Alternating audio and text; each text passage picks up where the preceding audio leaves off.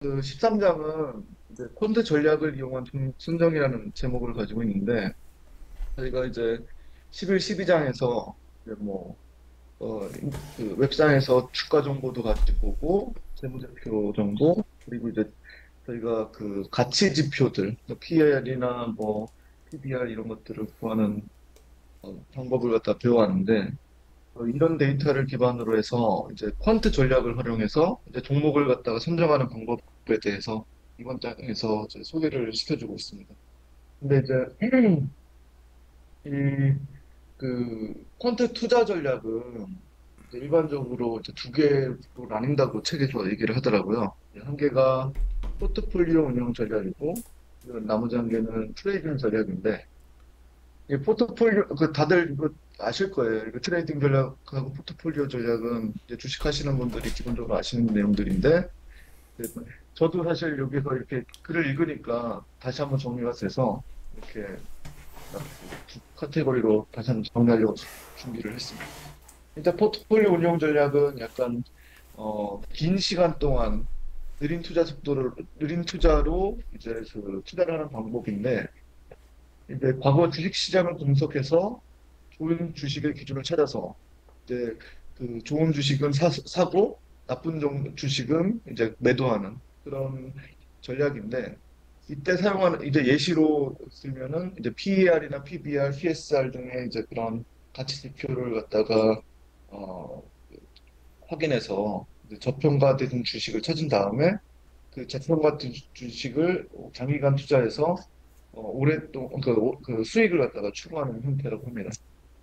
반면에 이제 트레이딩 전략은 이제 주식의 움직임, 주식 가격의 움직임이죠. 그걸 움직임을 갖다가 연구해서 이제 매수하고 매도하는 방법인데, 이제 좀 상대적으로 빠른 투자 속도를 가진다고 합니다. 예를 들어서 이제 단기 21선, 단기 20일 이동평균선과 장기 50일 이동평균선을 갖다가 이제 좀 많이 사용들 하던데, 이 20일 이동평균선이 50일 이동평균선을 갖다가 골든 크로스하면 어, 매수를 하고, 이걸 갖다가 골든 크로스라고 하고요. 그리고 반대로 그 20일 이동평균선이 50일 이동평균선을 아래쪽으로 하향 돌파를 하게 되면 이때 데드 크로스라고 해서 이제 매도를 갖다가 하는 방법이라고 합니다.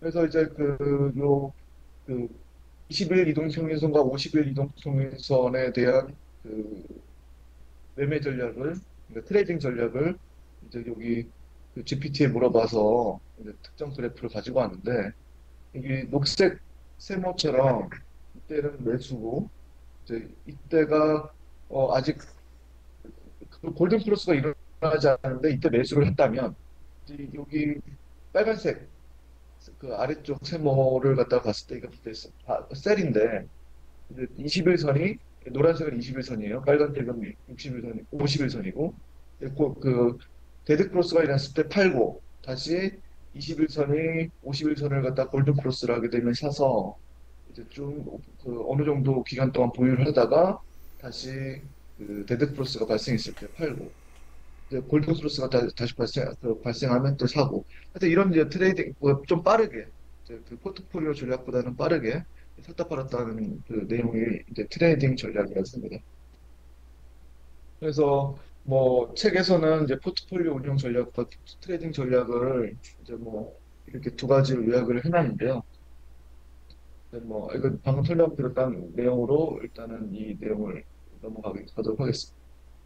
그래서 사실 저희 이번 책에서는 이 포트폴리오 운영 전략을 갖다가 배우는 것 같아요. 트레이딩 전략은 언제 이쪽에 나올지 모르겠는데, 포트폴리오 운영 전략에 대해서 이제 설명을, 이제 책의 내용을 같이 한번 복습해 보시죠.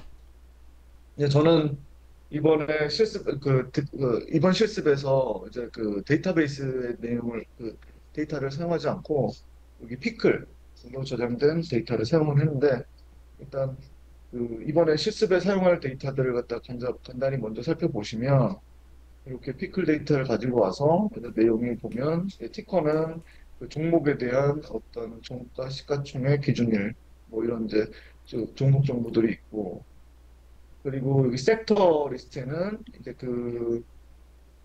죄송합니다. 잠시만요. 제가 그 음, 섹터 정보에서는 그 종목이 어느 그 섹터, 그러니까 뭐 어떻게 자동차주, 뭐 공간관리주, 소재주, 뭐 이런 섹터에 들어가 있는지를 갖다 확인할 수 있는 데이터고요.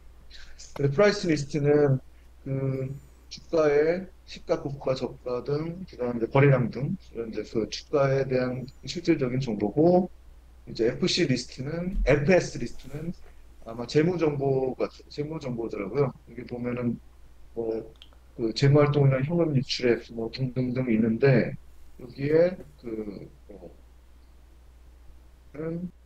하게 되면 계정 안에 자본금, 뭐 자산, 부채, 유형자산 뭐 등등등 여러 가지 당기손익금 뭐 이렇게 여러 가지 데이터 재무에 관련 재무제표에 관련 내용들이 여기 들어 있습니다. 그리고 밸류 리스트는 여기 그 가치 지표들 PBR, PCR, DY, PR 이런 데이터들이 여기 들어가 있고요. 이런 데이터들을 기준으로 해서 이제 앞으로 그 앞에 위에 포트폴리오 전략에 대한 전략을 통한 종목 선정을 진행할 예정입니다. 근데 여기서 이제 그 중요한 개념이 몇 개 존재하는데, 이제 먼저 나오는 이제 13.1에서 나오는 13.1에서 나오는 이제 내용이 팩터에 대한 내용입니다. 이 팩터는 이제 주식의 수익률에 영향을 미치는 특성들이라고 하는데, 그 예시가 뭐 기업의 크기, 뭐 주가 지표, 가치 주가 지표 등이 주식에 영향을 끼치는 지표라고 하고요. 그래서 이 지표들을 통해서 그 주식이 오를지 내릴지를 갖다가 앞으로 오를지 내릴지에 대해서 이제 그 예측을 갖다가 할 수 있다고 합니다. 하지만 이제 지금 그러면 어떤 사실에 의해서 이제 그 주가가 오를 거다 내릴 거다 그 내부 정보도 저 팩터냐 뭐 그런 얘기가 나올 수 있는데, 이 팩터라고 말할 수 있는 조건은 이제 책에서 소개하는 게 오른쪽에 보시는 그 5가지 조건이 있더라고요. 이제 오랜 시간 동안 다양한 경쟁과 이제 표준 작동해야 하고, 그리고 그 이제 뭐 한 특정 종목에는 나라나 종목 섹터에 국한되지 않고 이제 그 모든 범위를 갖다 커버를 해야 된다고 하고, 그리고 여기 이해 가능성이라고 했던 거는 사실 이거는 그 영문을 한국어로 번역하다 보니까 이런 문제가 생긴 것 같은데, 약간 설명 가능성이라고 저는 이제 판단이 되는데, 이제 경제적이나 이론적으로 설명이 가능해야 된다고. 그리고 이제 강관성이라고 해서 이제 그 PBR이나 PCPR, PSR 등 이제 그 다른 지표하고 이제 그 계산하는 방법은 다르지만, 약간 이제 그 각각의 의미가 나타내는 이제 그 방향성이 있는데, 이제 계산하는 방법은 다르더라도, 근데 이제 예를 들어서 PER이 낮으면 같이 상대적으로 저평가돼 있다. 라면은 PBR에서 낮은 것도 이제 저평가돼야 된다. 저평가돼 있다라고 말을 할 수가 있어야지 이렇게 좋은 강관성을 만족시킬 수 있습니다.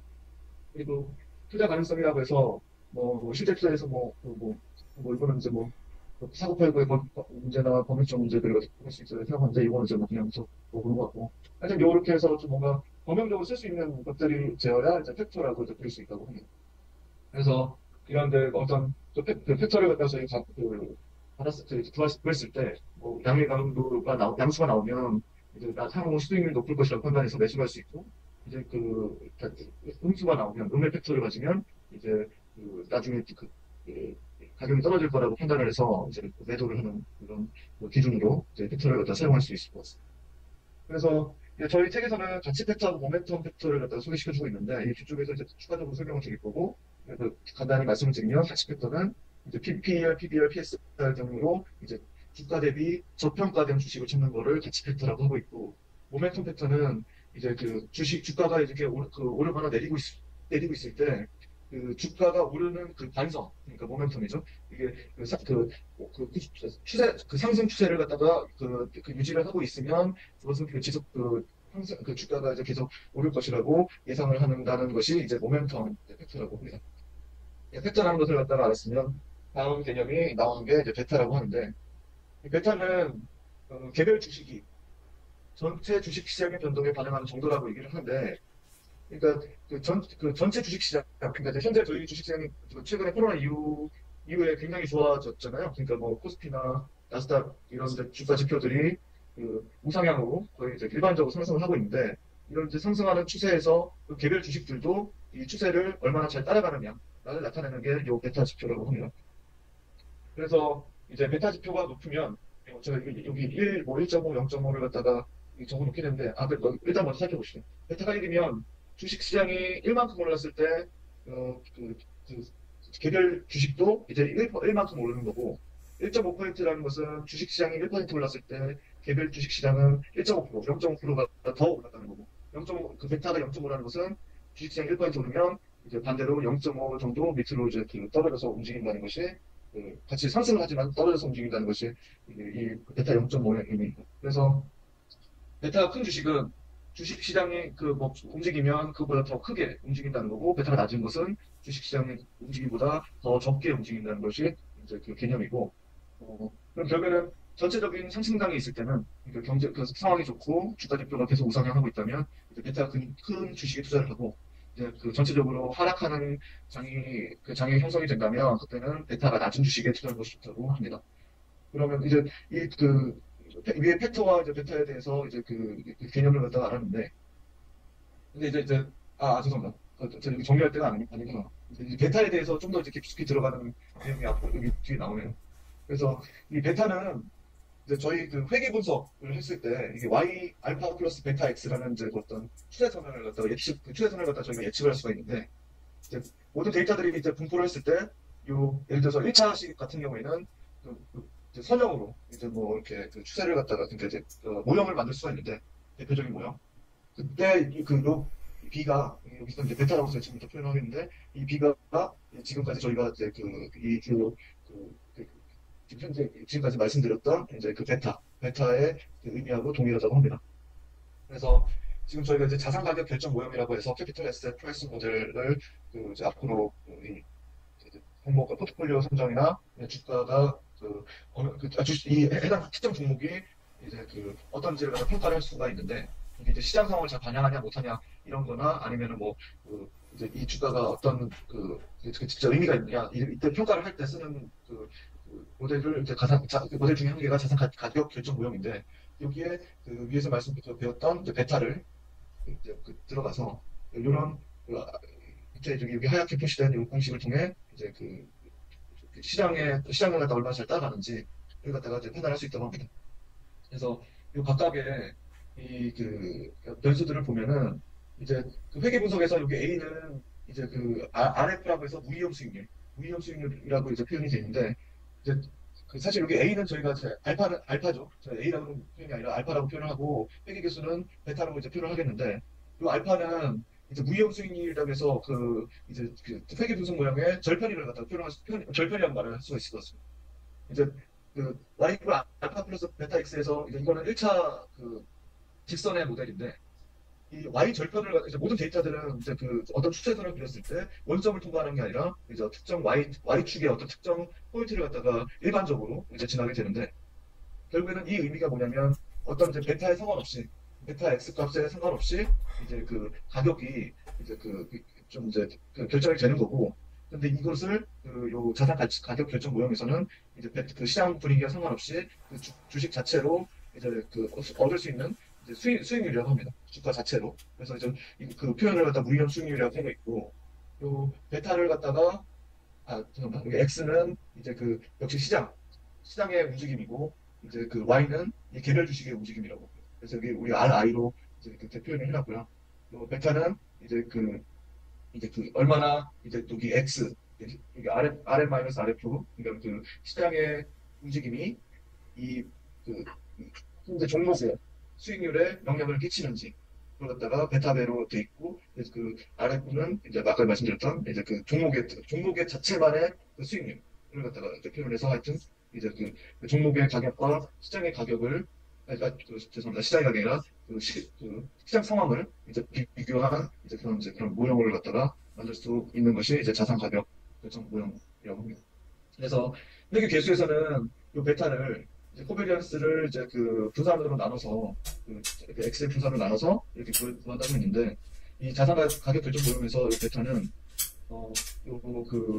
이 상관계수, 주식 시장과 개별 주식과 시장 M 사이의 상관계수를 갖다 구하고, 이것을 개별 주식의 표준 편차와 표준 편차를 시장 M의 표준 편차로 나눈 값으로 이제 곱했을 때 이 베타를 갖다가 구할 수 있다고 합니다. 사실 이걸 갖다 좀 더 식을 갖다가 유도해 보면 회계계수 수식과 거의 동일한 방법으로 자산 가격 결정 모형의 베타가 결정이 되는데, 여기 이 이번에는 수직 이동은 여기서 안 하겠고, 이렇게 나온다는 것만 이제 여러분들이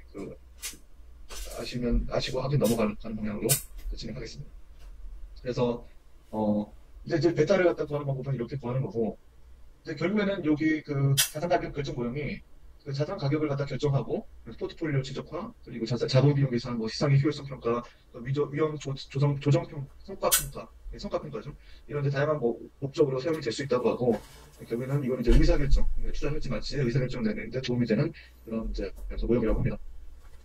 그래서 책에서 이제 베타를 갖다가 이제 계산하는 방법을 갖다가 실습을 갖다가 진행을 했는데, 이 결국에는 이제 위에서 베타는 시장 상황과 개별 종목 간의 관계를 갖다가 이제 구하는 설명하는 내용이기 때문에 이 Y 파이낸스에서 이제 코스피 지수와 키움증권을 가지고 와서 이제 키움증권이 얼마나 시장에 영향을 받는지 그걸 갖다가 저희가 이제 확인해 볼 수 있었습니다.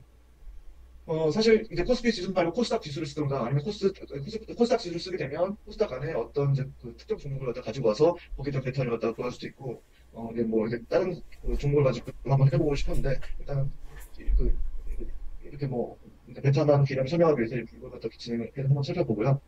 아무튼 이제 티커로 이제 코스피 지수와 그리고 이제 키움증권의 그런 이제 데이터를 가지고 오기 위해서 이렇게 리스트로 선정을 했고, 이제 와이파이낸스에서 다운로드를 해서 이제 코스피와 이제 키움증권의 가격, 코스피 지수와 키움증권의 가격을 가지고 왔습니다. 가격은 여기 종가 데이터 클로즈라고 해서 종가에 대한 데이터만 가지고 왔고, 그것을 데이터 쪽에 출력을 해보니 이제 날짜별로 코스피 지수와 키움증권의 가격이 이렇게 종가가 이렇게 표현이 되게 됩니다. 이때 이제 수익률을 갖다가 계산을 해야 되는데, 수익률이라는 것은 뭐냐면 위에서 죄송합니다. 자산 가격 결정 모양은 수익률의 수익률의 변수로 이제 동작을 하게 되는데, 결국에는 이 이 코스피가 얼마 변했을 때 키움증권이 얼마나 이제 변했는지 그걸 베타로 이제 표현을 하는 게 이제 지금 진행하는 방법입니다. 그래서 수익률을 구하는 방법은 판다스의 이제 PCT 체인지라고 해서 앞쪽에서 얼마나 이게 수익률이 변했는지, 예를 들어서 여기서 보시면 2016년 1월 4일에 코스피 지수가 1918년인데 다음날 1930이 됐다면 18에서 30만큼 올라간 지표를 갖다가 표시한 것이 여기 1월 5일에 0.6%만큼 이제 증가를 했구나. 그리고 키움증권 같은 경우에는 59,800원에서 61,500원으로 변했을 때, 2%가 증가했구나. 이런 이제 수익률이라는 표현을 써서 이렇게 계산할 수 있는 거고요. 여기서 이제 기본적으로 PCT 체인지는 피리오드 매겨 변수가 여기 안에 존재를 하는데 그게 1인데, 그게 1일치. 그러니까 한 개 데이터에 대해서만 이제 얼마나 비율이 변했는지를 갖다 계산할 수 있도록 이제 디폴트 세팅이 돼 있고, 그래서 요 코스피 지수와 키움증권의 이런 PCT 그러니까 수익률 이제 얼마나 몇 퍼센트가 변했는지, 그러니까 우리 주식 데이터를 보면 코스피가 몇 퍼센트 올랐어요, 키움증권이 하루에 몇 퍼센트 올랐어요, 그렇듯이 이제 하루에 이만큼 이상 상승됐다는 것을 이제 PCT 체인지로 구할 수가 있었습니다. 그러면 이제 베타를 갖다가 구하려면 이제 회계식을 써야 되는데, 그때 몇 가지 이제 좀 가정이 필요합니다. 저희들이 회계식을 바로 쓸 수가 없고, 이제 어떤 모형에다가 회계 묘형에다가 넣어야 되는데, 위에서 보였던 알파 플러스 베타 X처럼 특정 모형에 넣어서 이 회계 계수를 이 알파와 베타를 갖다가 찾아야 되는데, 일단은 회계 분석을 실시하기 위해서 여기 RF는 이제 0으로 가정을 했고, 책에서는 0으로 가정했고, RI는 이제 그러니까 0으로 가정하면 RI는 이제 RF가 0이 돼서 베타 RM이 되겠네. 그래서 RF는 주식시장 수익률, RI는 종목의 개별 지각 수익률이 된다 그러고, 그러면 위에서 보였던 대신 같이 자산 가격 결정 모형을 따라가게 되는데, 여기서 베타를 구하기 위해서 이게 OLS 오디너리 회계 분석을 한 건데 제가 이거를 따라오네. OLS가 잠시만요. 오디너리 리스트 스퀘어스. 맞아. 오디너리 리스트 스퀘어라고 해서 이제 회수 작업 보고. 예, 최소 자금, 아니, 최소 제곱법. 최소 제곱법. 최소 제곱법인데, 이게? 최소 제곱법 아니에요? 오차 제곱합이, 오디너리가 아무튼, 예, 최소 제곱법인 것 같은데, 오디너리가 맞아요. 최소가 아니에요. 최소 제곱법 맞아요. 예, 예전에 설명대에서 봤던 네, 최소 맞아요. 제곱. 예. 이게 이제 어떤 이제 특정 모형, 그러니까 Y 알파 플러스 델타에서의 특정 모형을 이제 그 오차들, 뭐 다들 아시겠죠? 이거는 민스케어 일러처럼 이제 그 어떤 특정 모형을 갖다 이제 저희가 찾고자 하는 Y와 그 실제 Y의 차이를 갖다가 이제 최소화시키는 어떤 모형을 갖다가 찾는 것이 목적이고, 하여튼 이 회귀 분석을 갖다가 시행을 하면 알파와 베타 대칭을 갖다가 구할 수 있다는 게 이제 코드의 주요 내용입니다. 그래서 X 인자에다가 그, X 인자는 아까 전에 자산 가격 형성 모형에 맞춰서 이제 코스피 지수를 넣고 그리고 이제 절편을 갖다가 이제 디폴트 추가를 해야 되는데 책에서는 뭐 0으로 하라고 그랬는데 0으로 안 하고 또 1로 했고 뭐 여기 지금 또 레트로 해서 죄송합니다. 그 스텝 모델에 애드 컨스턴트로 해서 사실 이것도 1을 갖다가 추가한다고 하던데 1을 추가를 했고요. 그리고 Y 값에다가는 이제 특정 종목의 이제 그 데이터 수익을 갖다가 이렇게 넣게 됐습니다. 그래서 그 회계 분석을 갖다가 수행을 하면 여기다가 피팅을 했을 때 딱 뒤에 결과가 나오는데 여기 요 이제 그 OLS.pit이 이제 회계 그 모형에 맞춘다는 것이고요. 그래서 그 지금 방금 나왔던 내용이 여기 내용이고 그 네, 뒤에 결과를 보기 전에 정리를 해놨네요. 네, 아무튼 OLS 회계 모델 오디널 리스크 최소 잘 쓴 거. 네, 맞네. 네. 그래서 이제 어떤 직선을 맞춘다는 거고 이런 내용은 설명드렸으니까 다 넘기겠습니다. 일단은 뭐 이제 결과를 갖다 살펴보면 이렇게 나오는데 여기서 다들 익숙하실 거예요. RSQ 협과 이제 저희 머신러닝에서도 계속 나오는데 이 모형이 얼마나 이제 설명력이 있는지 이제 표현하는 것들 그리고 에피스코도 나오고 에피스테틱도 나오고 근데 여기 저희가 지금 이제 바라봐야 될 것은 여기 코에피션트라는 곳입니다. 그래서 여기 KS11 이게 이제 저희가 원하는 값이고 여기 콘스턴트의 코에피션트 값이 이제 저희가 지금 위에 자산 가격 결정 모형의 알파 값이라고 이제 할 수가 있습니다.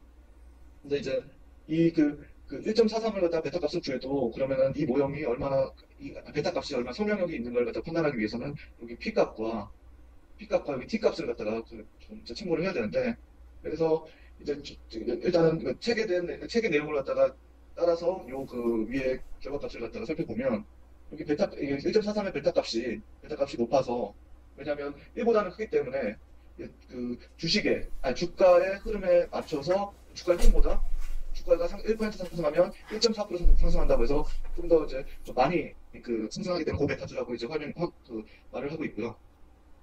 T값은 여기 그때 T값은 29라고 하는데 요 T분포에서의 그런 이제 유의성을 갖다가 판단하는 기준이 2라고 합니다. 그래서 2 이상이 되기 때문에 유의하다고 판단이 돼서 이제 이것은 의미가 있다고 이제 저희들이 이제 치부할 수 있을 것 같고 반면에 알파 값은 0.01로 굉장히 낮은데 T값 역시 굉장히 2보다 낮아서 이거는 이제 추가 수익이 없다라고 이제 저희가 판단할 수가 있습니다.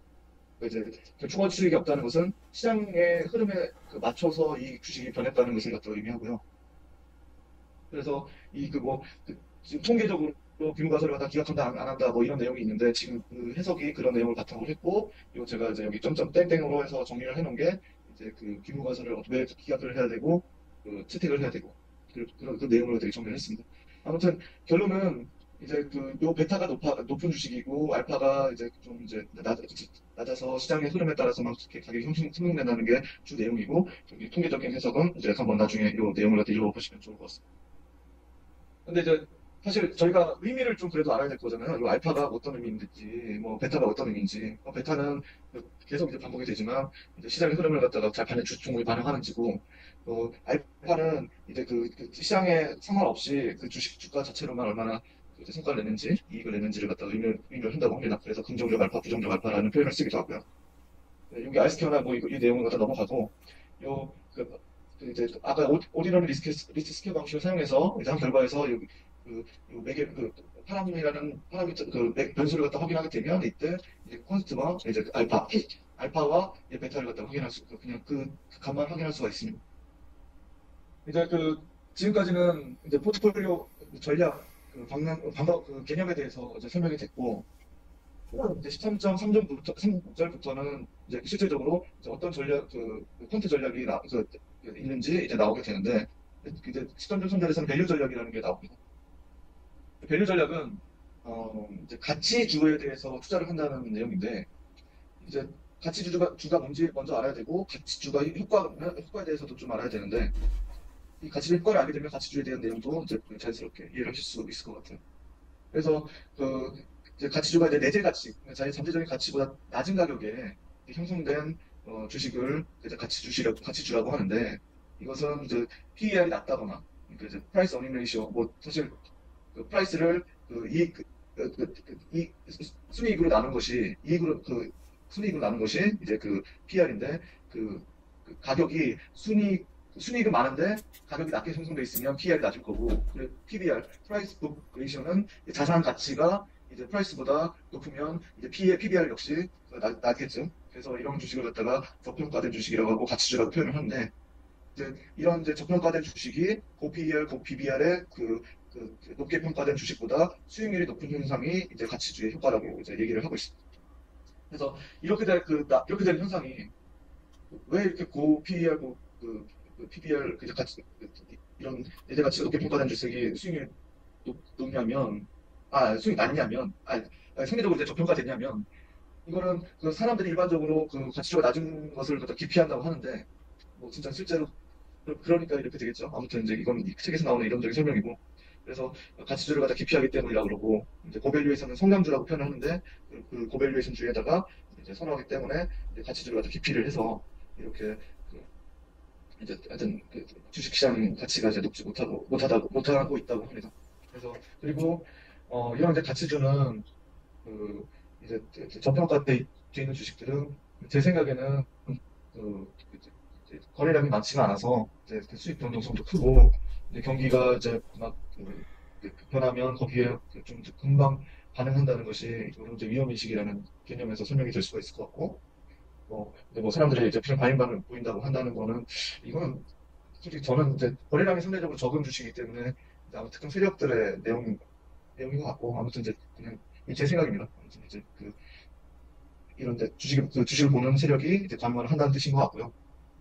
그리고 어 이제 성과가 좋은 주식은 뭐 안전하다고 착각해서 많은 사람들이 매수에 나선다고 하는데, 이제 그때 이런 이제 고평가주 그런 가치주를 갖다가 가치에 사람들이 몰렸을 때, 투자하는 사람이 몰렸을 때 나중에 이제 주가가 상승해서 이제 고평가주가 된다는 것이 이제 요 내용인데, 이게 아무튼 가치주가 이제 고평가주보다 수익률이 높다고 이제 하는 내용이 요 내용입니다.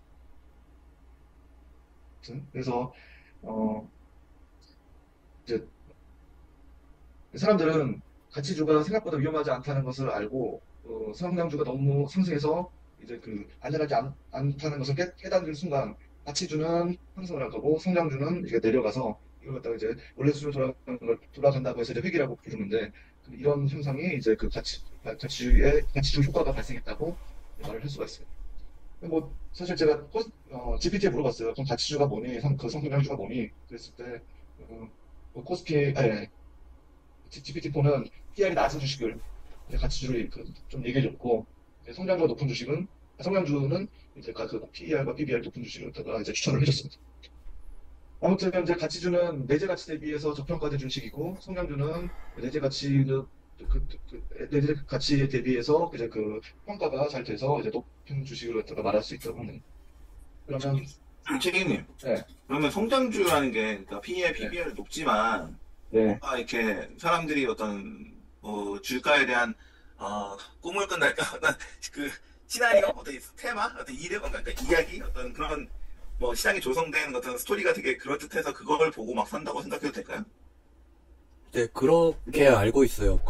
카카오페이 같은 경우는 실제로 이제 퍼가 100까지 갔었거든요. 그런데 기업은행이나 국민은행 이런 은행주는 퍼가 뭐 3, 2 이거밖에 안 되거든요. 그래가지고, 근데 이제 사람들이 이제 막 그러는 거죠. 그러니까 이거는 카카오뱅크 이런 게 은행의 범주가 아니고 요거는 IT의 범주로 봐야 된다. 그러면서 막 100배까지 갔었거든요. 그 이제 뭔가 꿈보다 해몽? 이렇게 좀 드는데, 약간 좀, 아니 근데 이제 PR 낮다는 게 아까 전에 예를 들어 프라이스가 순이익보다 너무 이제 그 수익이 너무 높은데 그쵸, 돈을 잘 가격이 시장가격이 버는데. 낮은 경우잖아요. 그리고 이제 맞아요. PBR처럼 이제 그 자산 가치는 엄청나게 큰데 시장에서 평가받는 그 내용은 굉장히 낮다는 건데 사실 이게 제가 보니까 이제 종목마다 아, PBR이 이렇게 어느 정도 형성이 되는 것 같아요. 이게 맞아요. 근데 보통 섹터마다 봐야 됩니다. 이게 되게 섹터에 까다로운 게 따라서 뭐가 까다롭냐면 이제 머신러닝이나 딥러닝으로 이제 데이터 기반으로 알고리즘을 학습시킬 때 결국에는 머신러닝 알고리즘 입장에서는 얘가 뭐 가치준지 성장준지 어쩌고 숫자만 보면 알 바 없는데 한쪽은 숫자가 낮다고 오를 거라고 막 판단하고 또 한쪽은 숫자가 높다고 또 오를 거라고 판단하고 그러니까 뭔가 같은 숫자지만 다른 잣대로 뭔가 평가를 해야 되는 상황을 머신에게 알고리즘에게 강요한다는 느낌이 들거든요. 그러니까 근데 사실 그 머신러닝까지 이번 장에서는 머신러닝까지는 가지는 않았지만 이제 종목 선정을 우리가 어떻게 할지에 대한 내용을 또 안에 들어가 있는데 만약에 이 종목 선정을 갖다 머신러닝으로 좀 예측을 해달라고 만약에 한다고 했을 때 그때는 제 생각에는 이거는 PER과 뭐 그렇죠. 이런 지표를 가지고 학습을 시켜 놓은 게 있어야 네. 이제 그렇게 이제 이거 가치라고 판단할 수 있는 어떤 이제 모형이 있어야 이게 그좀 머신러닝에 적용을 할 수가 있을 것 같은데요. 이거는 지금 저희들가 그 종목을 갖다 선정하기 위한 작업으로 지금 이걸 진행을 하고 있는 거고. 그래서 제 생각엔 단순히 숫자만으로 정량적으로 가치주, 성장주 혹은 뭐 포트폴리오 선정하는 게 아니라 여기에 플러스 네. 알파로 뭐 시장의 분위기라든가 뭐 사람들의 어떤 전반적인 판단에 대한 어떤 그런 분위기 같은 게 반영되는 그런 데이터도 있어야 좀 시장의 상황을 좀 제대로 알고리즘이 반영하지 않을까 그런 생각이 좀 드네요. 네, 제 그래서 생각에는 네, PR이 결국은 그 성장주랑 가치주를 나누는 저는 PR 관점에서 봤을 때는 PR의 성장세가 어떻게 됐냐, 그러니까 어닝의 성장세가 어떻게 됐냐가 제일 중요하지 않나 싶긴 하거든요. 그 정성적인 거 말고 정량적으로 봤을 때는. 뭐 그렇죠. 예를 들면 엔비디아 같은 경우는 PR이 엄청 높잖아요. 그 이유가 걔는 보면은 과거에 어닝이 거의 지수 성장을 하고 있거든요. 그러면 미래에 얘가 이 주식을 샀을 때 미래에 얘가 얻을 어닝을 생각해 보면 어닝이 계속 늘어나잖아요. 엄청나게 지수적으로. 그러니까 지금 가격이 테슬라나 걔네들은 다 그렇게 봐야 되지 않나. 왜냐면 아까 얘기했던 정통적인 그 가치주라고 여기서 가치주라고 얘기하셨다 포스코홀딩스 현대차는 실제로 어닝이 확 늘지 않잖아요. 전통적인 그러면 이거를 뭐 이런 채권을 산다 그러면 채권을 사는 거랑 비슷하게 생각해 보면은 뭐 미래에 주는 뭐 이자가 별로 안 느는 거를 살 때는 당연히 가격을 되게 짜게 줘야 되고 미래에 뭐 주는 이자가 팍팍 늘어나려면은 그걸 고려를 해줘야지 되지 않나. 그 되게 그리고 좋은 말씀인 게, 이 말씀은 이제 픽터 린치 책에 보면, 위대한 투자자라는 책에 보면 나오거든요. 그런데 이제 퍼거라고 하거든요. 그 이익의 성장률이, 최근 3년 동안 이익의 성장률이 지속적으로 성장하는 그 퍼의 그 증가하는 퍼거라고 하는데, 그거를 봐야 된다. 그래서 퍼거가 1.5 이상인 회사들만 이렇게 골라내가지고 하는 그런 거를 피터 린치가 쓰는데, 그런데 이거를 기존의 퍼거만 보면 안 되고, 이제 포워드까지, 그러니까 시장 예측치까지 좀 같이 넣어서, 이렇게 앞으로도 성장을 얼마나 할 거다. 이제 이렇게 보는 게 이제 시장의 컨센서스인데, 그 발표할 때 요 컨센서스보다 더 높게 올라가면은 또 시장에서 좋게 보거나 이런 성향이 있습니다. 시장의 컨센서스는 어디서 가져와요? 컨센서스는 보통 애널리스트들이 보고서를 이렇게 내면은 거기에 대한 통계 자료들이 파이낸스닷컴이나 뭐 이런 데 올라오는 걸로 알고 있어요. 컨센서스. 그런 거 크롤링을 해야겠네요. 그런 거요. 네. 알겠습니다. 네. 네, 아무튼 근데 이제 사실 PER이 높다는 것은 굉장히 사람들이 높게 시장에서 그 주식이 성장이 얼마나 뭐 굉장히 많이 할 거라고 이제 판단을 하는 거고 솔직히 근데 반대면으로 보게 되면은 이제 너무 고평가돼 있다라고도 이제 평가를 할 수 있는 거죠. 그래서 저 같은 경우는 이제 예를 들어서 엔비디아가 어떤 IT 섹터에 들어갔을 때 이제 엔비디아가 비슷한 군에 있는 이제 PER들을 갖다가 PER을 가진 회사들을 비슷한 군에 있는 회사들의 PER들을 갖다 보고 그것보다 진짜 너무 고평가돼 있으면 이거 진짜 이제 나중에 또 떨어질 수 있겠구나라고 이제 판단한 지표로 삼을 수가 있는데 근데 문제는 뭐냐면 엔비디아는 계속 꾸준히 오른다는 거. 이게 하여튼 좀 약간 우리가 판단을 갖다 어떻게 해야 될지를 좀 이제 좀 고민하게 되는 그런 내용인 것 같습니다. 아무튼 네 이제 그러면 이제 실제 가치주가 이제 PER과 PBR 낮은 주식이 얼마나 이제 효과가 있는지 이제 요 13.3.1에서 이제 그렇게 살펴볼 건데요. 근데 이제 파마 프렌치 3팩터로 유명한 이제 케네치 프렌치 교수가 이런 이제 각종 팩터, 위에 주가에 영향을 주는 팩터에 대해서 그 팩터를 가지고 수익률을 갖다가 이제 평가할 수 있도록 데이터들을 갖다가 쌓아놨는데 여기 위에 밑에 보시는 요 사이트에 들어가면 이런 식으로 이제 데이터들을 갖다가 이렇게 쌓아놓으셨습니다. 이렇게 보시면 뭐 리서치 팩터, 뭐 SLBM 뭐 쭉쭉쭉 있는데 이렇게 보니까 또 모르겠네. 북투 마켓 포트폴리오 오퍼레이팅 프로피터블 포트폴리오, 뭐 인베스트먼트 포트폴리오 이게 쭉 나오는데 이 중에서 우리는 이제 요 내용을 갖다 먼저 살펴보면 아니, 결론은 이제 요점은 뭐냐면 팩터에 관한 특정 팩터에 관한 이제 수익률을 갖다가 확인하기 위해서고 우리는 PBR에 대한 내용을 갖다 살펴볼 건데 아무튼 이 내용 그 케네시 교수가 만든 데이터를 갖다 보게 되면 뭐 이렇게 여러 가지가 내용이 있어. 이 데이터셋은 여러 가지가 있는데 그 중에서 가지고 온 방법은 책에서 설명을 했고 이대로 데이터 가지고 있을 거요. 아무튼 예, 그 팩터 중에 이제 PBR이 낮은 애들이 얼마나 수익률을 보여줬는지 PBR 그 포트폴리오로 이제 관찰을 할 건데 PBR은 실질적으로 PBR이라고 해서 이제 데이터를 포트폴리오를 올려놓으신 건 아니고 이분께서는 이제 BEM이라고 해서 장부 가치 대비 그 시장 가치 M으로 이렇게 나타나는데 주가 순 자산 비율이라고 하더라고요. 사실 주가 순 자산 비율은 PBR이라는 표현도 쓰긴 하는데 아무튼 이게 이제 PBR의 역수로 이제 계산을 해놨습니다. 그래서 PBR 낮으면 좀 저평가됐다고 하는데 반대로 여기 BEME에서는 높은 것이 이제 저평가됐다고 이제 판단할 수가 있고요. 그래서 뭐 장부 가치와 시장 가치는 뭐 이렇게 여러분 다 아시겠지만 한번 일반처럼 넘어가면 회사의 순 자산이 장부 가치고 시장 가치는 주식 시장의 가격에 대한 주식 시장 가격과 반영 수준을 곱해서 나온 그 이제 그 종목의 전체 시장 가치를 갖다가 나타내고 있습니다. 그래서 그 데이터 리더로 요 BEM이 포트폴리오를 갖다 가지고 오면 이런 식으로 데이터가 표현이 되는데 이거의 그 의미는 뭐냐면 간단히 살펴보면 이제 BEM이 비율이 낮은 20% 주식 LO20이라는 것은 BEM이 비율이 낮은 주식 이분위수라고 표현하기 좀 그렇고 하여튼 20%에서 40% 사이 20%짜리 식으로 이렇게 끊었어요. 그래서 이제 상위 20%, 그 BEM이 비율이 가장 높은 20% 주식을 HI20으로 이렇게 표현을 했고, 이제 각 날짜별로 그 내용들이 쭉 나와 있습니다. 이제 분위수도 나와 있고, 펀트, DC. 여기 DC가 뭔지 모르겠는데, 아무튼, 이런 어떤 특정 기간에 따라서, 순자산 비율에 따라 형성된 포트폴리오의 그 수익률이 이렇게 이제 표현이 되고 있습니다. 여기서는 이제 월별 수익률을 갖다 나타내고 있고요. 여기서 보시면 여기 DF PBR 제로라고 해서 하면은 제로 첫 번째 데이터 안에 월별 수익률이 들어가 있고 뒤에서 보시면 제가 이제 PBR 먼저 찾아봤는데 여기서도 월별 수익률인데 PBR 2를 보게 되면 이게 연별 수익률이 이렇게 또 이제 나오게 됩니다. 제가 사실 근데 여기 0과 1의 차이는 뭔지 첫 번째 데이터 두 번째 데이터의 차이는 뭔지 잘 모르겠고 아무튼 여기에는 월별 수익률이나 연별 수익률이 들어가 있다라는 걸 갖다 확인을 했고 혹시 이 차이 아시는 분 계신가요? 네, 생소해서 다들 좀 아무튼 이제 여기에는 BME별 포트폴리오의 월별 연별 수익률이 요 DF PBR에 들어가 있고 저희는 월별 수익률을 사용해서 데이터를 분석을 해보도록 하겠습니다.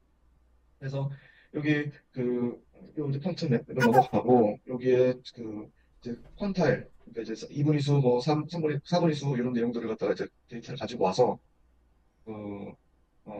누적 수익률을 계산을 하는데 여기서는 단순히 이제 그 퍼센테이지 하루에 1% 오르고 두 번째 2% 오르다면 1과 3을 더해서 이렇게 누적 수익률을 갖다가 계산을 했고요. 더해서 계산했고 그걸 갖다 그래프로 그려보니까 이렇게 시간 1929년부터 2019년까지 이렇게 약간 로그를 한다 지수 형식으로 이제 증가가 되는 걸 확인이 되었습니다.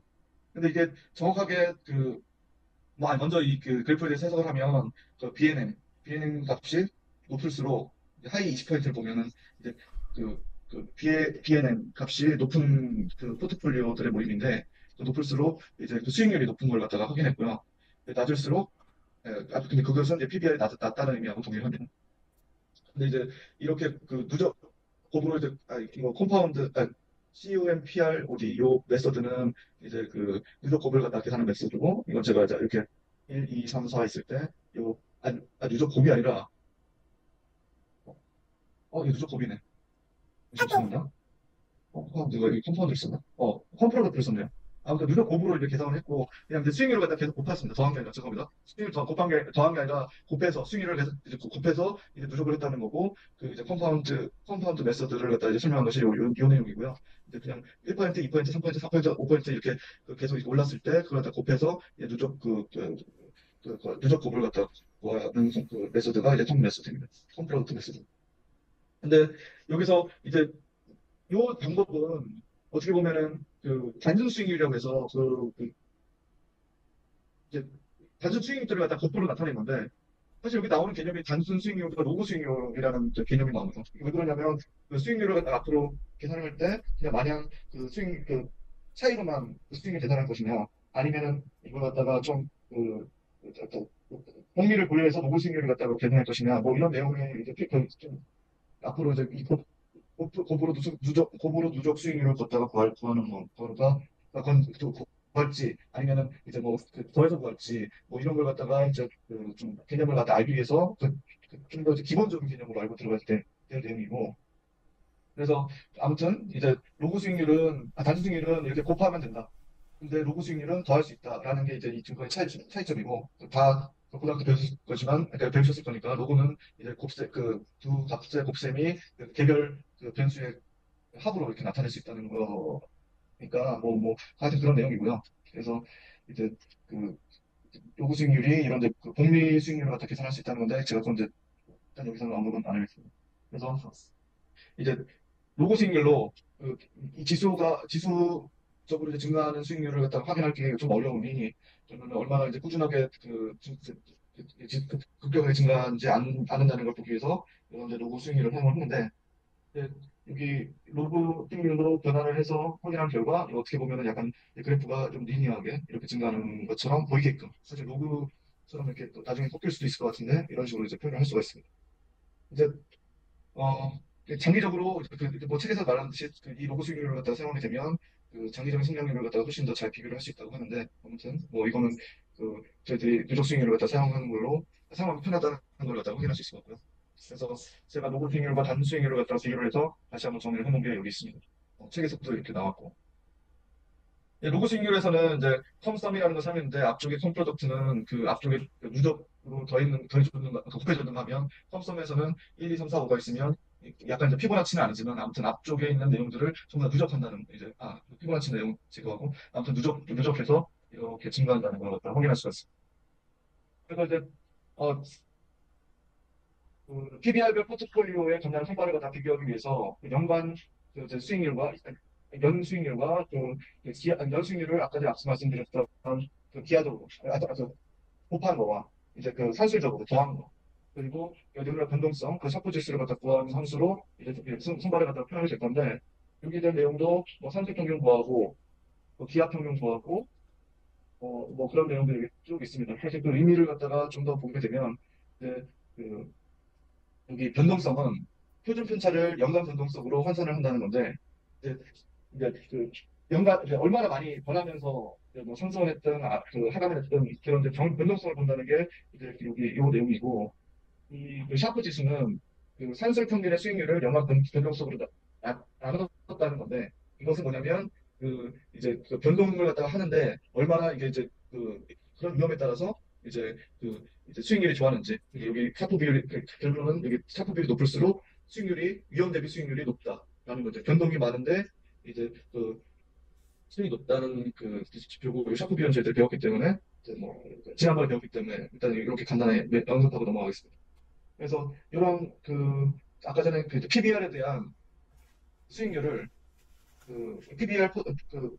PBR 포트폴리오로 나눈 이제 그 수익률을 갖다가 이제 이런 산술 기하 변동성 샤프 지수를 확인하게 되면 역시 PBR이 낮은 애들, 그러니까 비퍼 M이 높은 애들이 이제 그 수익률도 좋고 그리고 샤프 지수는 모르겠지만 변동성 손해야.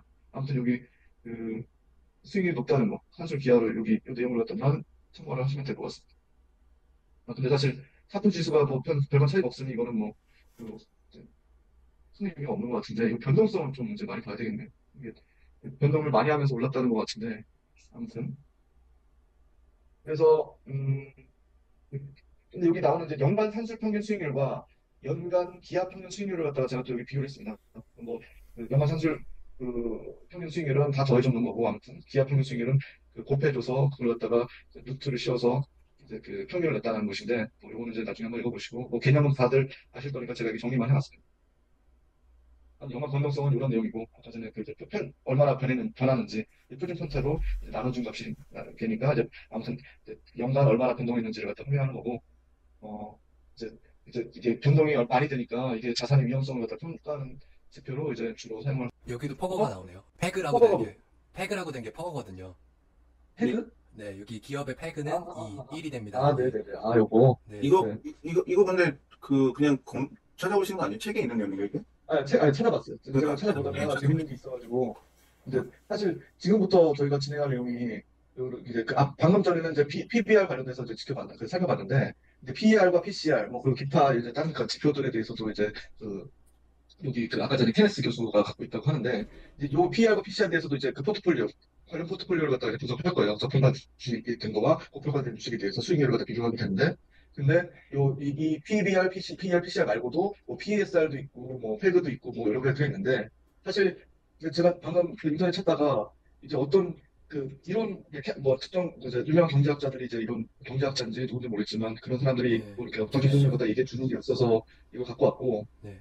또 이제 단순히 PER만 봐서 이제 낮다고 해서 무슨 뭐 전무화된 주식이라고 할 수 없다.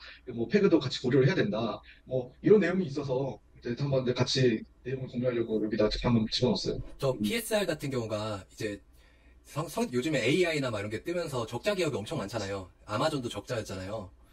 그런 것처럼 이제 적자인 경우에는 어닝을 구할 수가 없어서 그 퍼는 구할 수가 없거든요. 그러니까 이걸 매출로 봐가지고 PSR로 보는 게 최근에 많이 좀 들어오고 있더라고요. 네, 그래서 보니까 이제 이게 PSR이 그 판매량으로 매출로 보는 거죠. 예. 그 시장 가격을 나눈 건데 뭐 일단은 이제 그 이론을 갖다 이렇게 제안을 하는 거죠. 그 사람들도 이 정도면 사라. 뭐 이제 지표를 보는 기준을 갖다가 한번 자기가 정리해서 말을 해주는 것 같습니다. 아무튼 이제 앞으로 지금 이제 시작을 할까요? 네, 시작하겠습니다. 네, 시작하시죠. 이 앞쪽에서는 이제 PBR 관련돼서 포트폴리오, PBR로 만든 포트폴리오에 대해서 이제 수익률을 갖다 비교를 했는데 지금 이 뒷장에서는 이제 PER과 PCR에 관련돼서도 이제 그 포트폴리오 각 포트폴리오에 대해 이제 그 수익률을 갖다가 한번 분석을 해서 가치를 갖다 평가하는 그 과정을 갖다가 이제 또 똑같 비슷하게 이제 진행하게 됩니다. 근데 그 전에 제가 하여튼 두 내용은 이제 방금 얘기한 내용이라서 제가 재밌어서 그냥 나중에 우리가 참고할 수 있을 것 같아서 이렇게 좀 해놨고, 이제 그러면 이제 EMP 지표, 그러니까 PER의 역수인 EMP 지표를 가지고 또 위에서 했던 작업을 갖다가 반복을 하게 되면 역시 PER도 이제 그 PER 20, 그러니까 상위 20%, 그러니까 이제 PER이 낮은 거죠. 여기는 EMP니까 높은 earning per price라고 해서 이제 높게 평가가 되는데 이 뜻은 뭐냐면 PBR이 낮은 애들이 이런 식으로 빨간색으로 더 많은 수익을 갖다 올렸고 PBR 높은 애들이 더 적은 수익을 올렸다는 이런 그 내용을 이제 여기 그래프에서 보여주고 있습니다. 그리고 역시 PCR 역시 이제 여기가 캐시플로우인데 역시 캐시플로우와 프라이스 이걸 갖다가 이렇게 누적 수익률을 보게 되면 위와 같은 방법으로 거의 비슷한 그래프가 이제 그려지고 있습니다.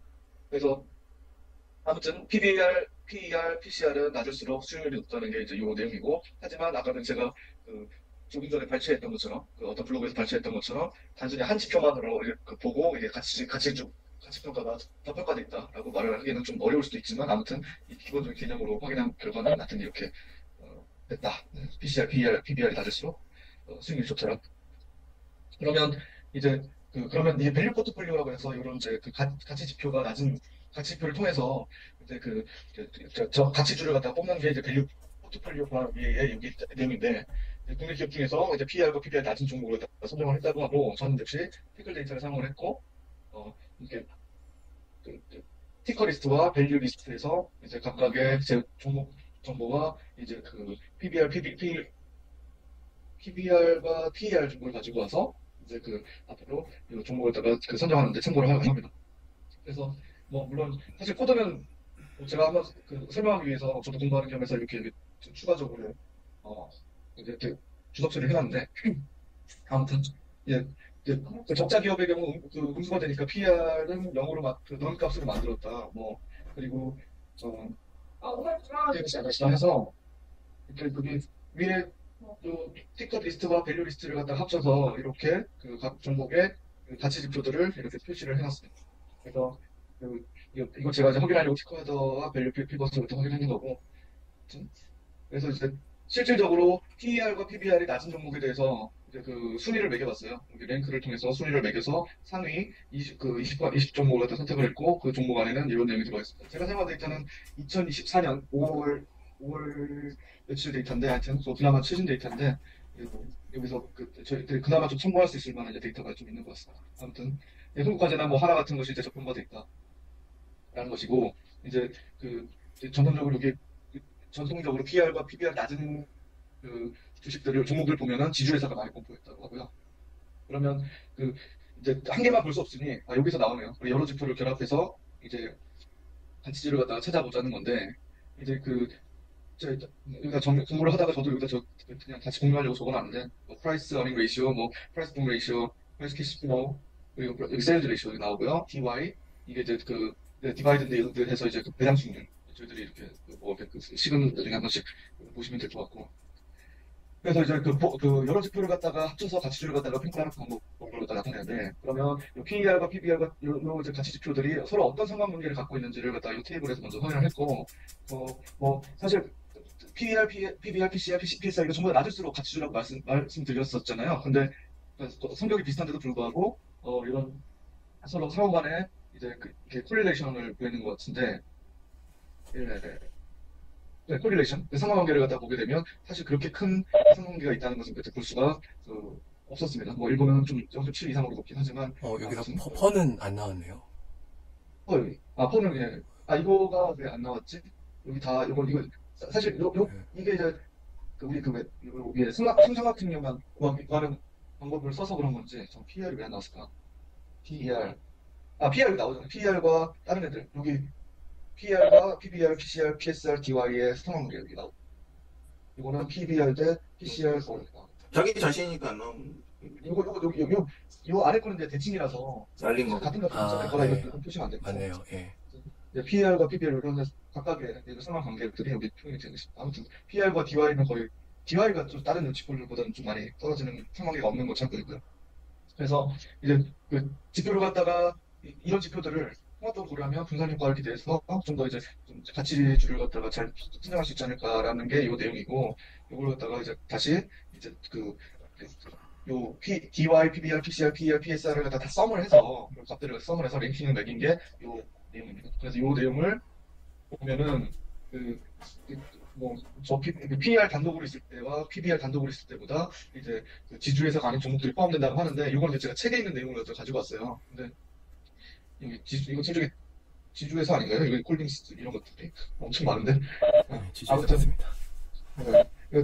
다섯 개 지표를 갖다가 다 합쳐서 랭킹을 매겨서 이제 뽑은 애들이 요 내용이라는 게 이제 이 방법을 한번 소개시켜줬고, 지금은 이제 가치 전략, 밸류 전략을 갖다가 밸류 전략이는 잠시만요. 이게 밸류 전략이 저걸 보면 돼요. 밸류 전략 맞는 것 같은데요? 네, 밸류 전략 맞죠? 밸류 포트폴리오. 네, 이걸 모먼텀 전략이라고 하는데, 이거는 처음에 제가 말씀드렸다시피 어떤 이제 특정 종목의 주가가 이제 상승 종목이나 하강 종목에 있다면 그 추세를 갖다가 얼마나 유지하는지, 그리고 그 추세에 따라서 투자하는 방법을 이 모멘텀 전략이라고 합니다. 그래서 상승 추세의 주식은 지속적으로 상승하려고 그러고, 하락 추세는 지속적으로 하락하려고 한다. 근데 이 모멘텀의 종류에는 이익 모멘텀, 이익의 추세와 기업이 내는 이익의 추세가 모멘텀이 있고, 그리고 기업의 주가의 그런 추세가 있는데, 저희들은 보통 기업의 이익 추세보다는 이 주가의 추세 모멘텀을 사용을 해서 이제 모멘텀 전략에 적용을 하게 된다고 합니다. 그래서 보통 3개월에서 12개월 사이에 모멘텀을 갖다 지칭을 하고, 이제 과거 12개월 수익이 높은 종목들이 계속 상승하는 현상이 있다고 하는데, 진짜 그런지는 물론 이제 시장이 계속 꾸준히 상승 추세에 있다면 이것도 이제 어느 정도 맞는 표현인 것 같습니다. 근데 이거 모멘텀 전략도 사실 저도 많이 사용하는 거라서 자주 사용하는 거 아니고, 그래서 가끔씩 그런 애들 좋아하니까 이런 거 이제 있다는 거고요. 이제 그런 모멘텀을 그러면 단기적으로 볼 거냐, 중기적으로 볼 거냐, 장기적으로 본 거에 따라서 이렇게 단기, 중기, 장기로 나눌 수 있다고 하고, 단기는 뭐 일주에서 1개월, 중기는 뭐 1년 정도, 장기는 3에서 5년 정도, 이렇다고 하는데, 이제 여기 각각의 성격이 약간 다릅니다. 이제 그 단기 모멘텀에서는 높은 수익률 반전 현상이 일어난다고 하고요.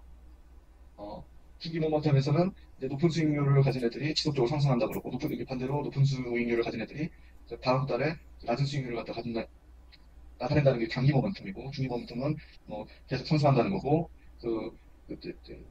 장기 모멘텀에서는 낮은 수익률의 종목들이 높은 수익률의 종목보다 승부하고 우수하다 뭐 이런 식으로 이제 모멘텀도 이렇게 개념이 나눠진다고 합니다. 그러면 이 모멘텀이 이제 왜 발생하냐면 기업의 가치 뭐 당연한 내용인데 기업의 가치가 변화하고 뭐 예를 들어서 또 어떤 사업을 하겠다 뭐 이런 내용들 그리고 좋은 사업을 하면 가치가 올라갈 거고 주가가 어떻게 반응을 하냐 그리고 투자자가 이제 얼마나 반응을 하냐 이제 거래량이 얼마나 느느냐 뭐 이런 거겠죠. 그리고 과잉 반응은 이제 뭐 그런 내용인데 이게 이제 지금 요 1번부터 5번까지가 이제 주가가 이제 상승 모멘텀이 반영하는 그런 이제 과정을 갖다가 나타냈다고 하고요.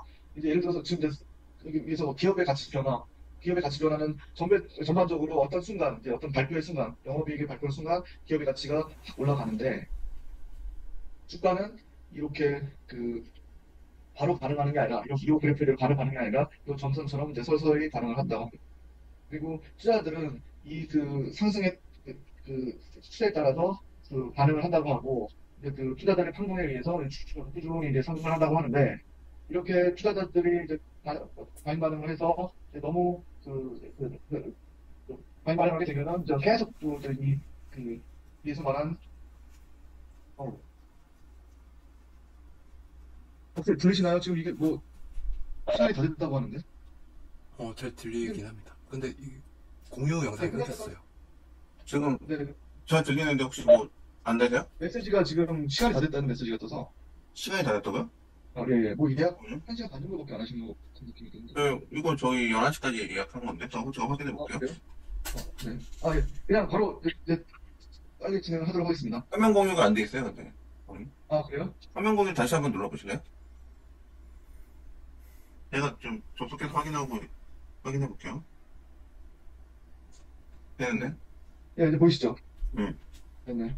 일단은 중요한 내용만 빨리 하고 넘어가겠습니다. 이렇게 아무튼 이제 이 모멘텀이 계속 존재한다. 그리고 모멘텀에 이제 동일 시점도 존재를 한다. 뭐 그런 내용이고, 그러면은 이제 최근 12개월의 수익률이 이제 어떤 증가 추세가 있는 이제 모멘텀을 반영한 수익률이 이제 실제 수익률로는 얼마나 영향을 줬는지를 갖다가 이것도 실습에서 확인할 수가 있는데, 일단 이게 뭐냐면 과거 12개월 동안 수익률이 높은 주식, 그러니까 이제 하이프라이어라고 해서 과거 12개월 수익률이 높을수록 지속적인 수익을 보이고 수익이 낮을수록 낮은 모멘텀 형상이 보인다. 뭐 그런 내용이고 이제 여기서는 하여튼 12개월의 이익률을 갖다가 반영을 해서 그 종목의 수익을 갖다가 여기 그래프로 이제 표시를 했는 겁니다. 그래서 거기에 따른 역시 산술, 기아 수익률 평가를 해보면 하이프라이어 수익률이 높은 애들이 이제 높은 수익률을 갖다 보여주고 있다라는 걸 갖다 확인할 수 있고요. 그러면은 이런 이제 모멘텀에 따른 이제 포트폴리오를 갖다가 시장 13.4.2절에서 이제 주식 포트폴리오 구성하게 되는데 이때 그래서 중요한 내용은 이 내용입니다. 가격 테이블에서 가장 끝행을 가장 첫 행으로 나누어 각 종목의 12개월 수익률을 갖다 계산했다는 건데 저 위에서 사실 저희가 1년치 저 가격 정보를 불러왔기 때문에 첫 행이 첫 달이고 제가 끝 행이 12개월 후에 이제 가격입니다. 그러면 가격을 이제 여기 첫 행과 끝행을 마지막 12개월짜리를 첫 번째 1개월짜리로 나눠줬을 때 이제 수익률을 갖다 계산하는 방법이 여기 있고요. 그래서 12개월 수익률을 계산했다는 거고 그것을 리턴에다가 집어넣나? 예. 예, 여기다가 집어넣은 거 같네요. 예, 여기다 집어넣고 그때 이제 여기서 수익률이 가장 높은 종목들을 12개월 수익률이 가장 높은 종목들을 갖다가 이렇게 20개 정도 표시를 해보면 이런 식으로 나옵니다. 여기 보면은 1등이 아마 에코프로그램인데 수익률이 가장 높은 종목이 에코프로그램 105%가 나오고요. 뭐 20 안에 드는 애들이 대부분 10에서 100 사이에 존재를 하게 됩니다. 그래서 네. 모멘텀 랭크가 뭐지? 아무튼 요거는 중에 제가 한번 개인적으로 보고 싶어서 보는 거고 이제 요 20개 종목들에 대해서 그러면 수익률이 어떻게 변했는지 12개월에 과거 어떻게 이제 죄송합니다. 다시 말씀드릴게요. 이 모멘텀 12개월 수익률로 뽑은 종목들의 이런 이제 그 시간에 따른 수익률을 갖다가 보게 되면 이렇게 나옵니다.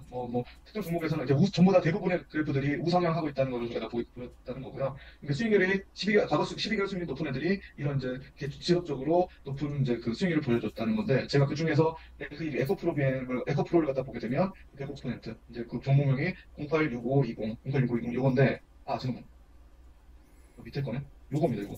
거의 뭐 이게 만 원대인가 얼마인지 모르겠는데 한번 거의 20만 원까지 넘어갔다 온 애가 이거고요. 그래도 여전히 과거보다는 거의 한 100% 올랐다는, 100% 이상 올랐다는 건데, 좀 이상한데? 아무튼 엄청나게 수율이 높았다는 거.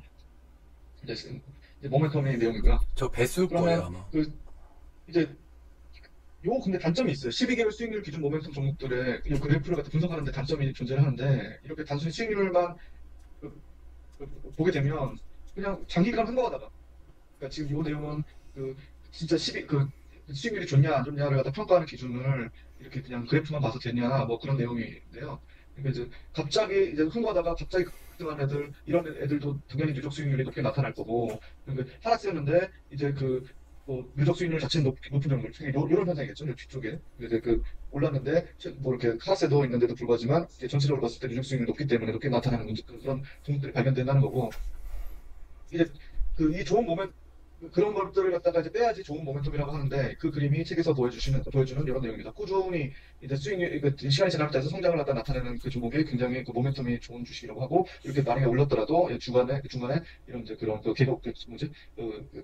떨어지는 포인트가 생기면 이런 별로 이제 모멘텀이 좋은 주식이 아니라고 말을 하고 있습니다.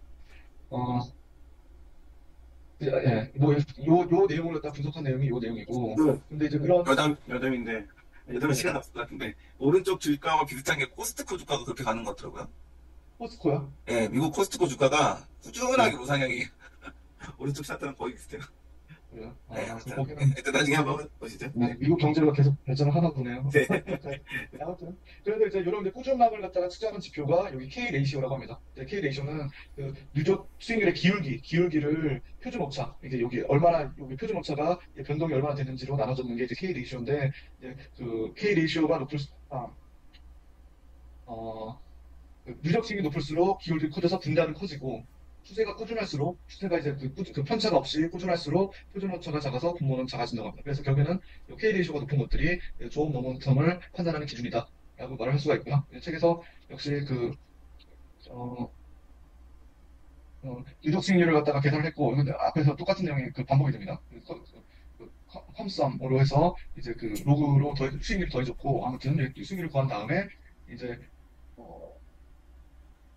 그다음에 오디너리, 그러니까 이제 리니어 선형함수에 피팅을 해서, 회계함수에 피팅을 해서 거기서 이제 여기 코에피션트 값을 갖다 구한 다음에, 이제 이걸 갖다 하는 이유가 요 K 레이시오를 갖다 구하기 위해서인데요. 누적 수익률의 기울기가 여기 베타입니다.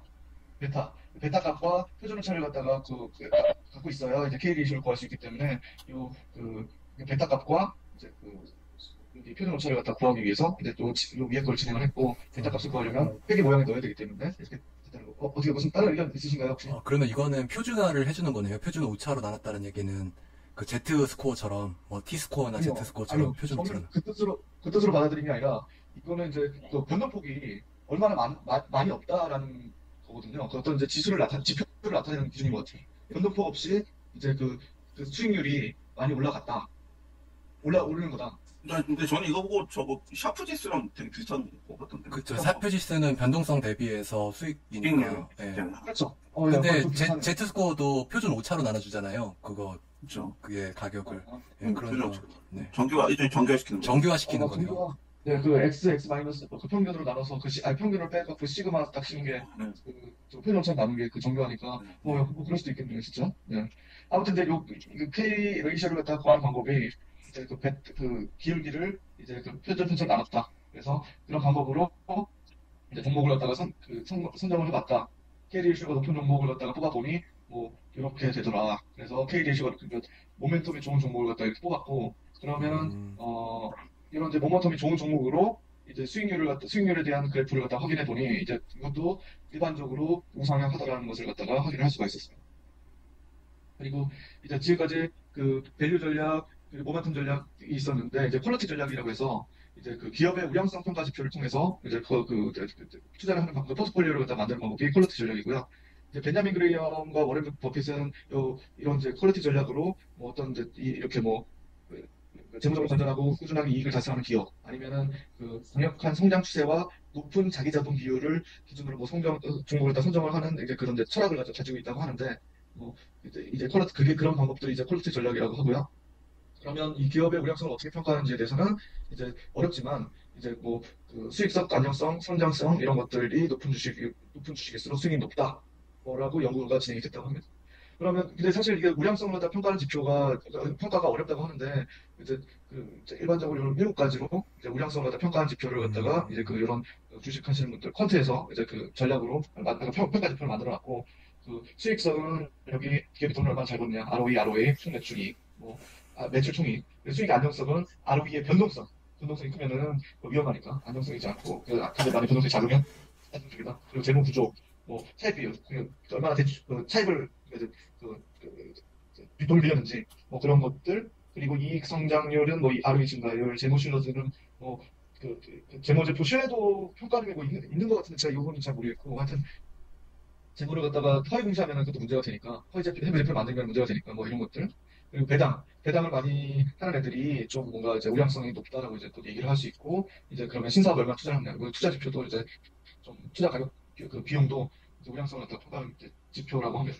그래서 여기서 근데 역시 가장 큰 지표는, 우량성을 나타내는 지표는 이제 수익성이라고 하는데, 이제 당연히 기업은 돈을 잘 벌어야 되니까 그럴 것 같고요. 그래서 이제 널리 사용되는 이제 수익성 지표들이 ROE, ROA, ROIC, 뭐 GP들이 있는데, 뭐 이거는 자본을 단기 순이익으로 나눈다든가, 아니면 자산을 단기 순이익 나눈다든가 하는 이런 방법들로 이제 수익성 지표를 갖다가 우리가 사용을 할 수 있다고 합니다.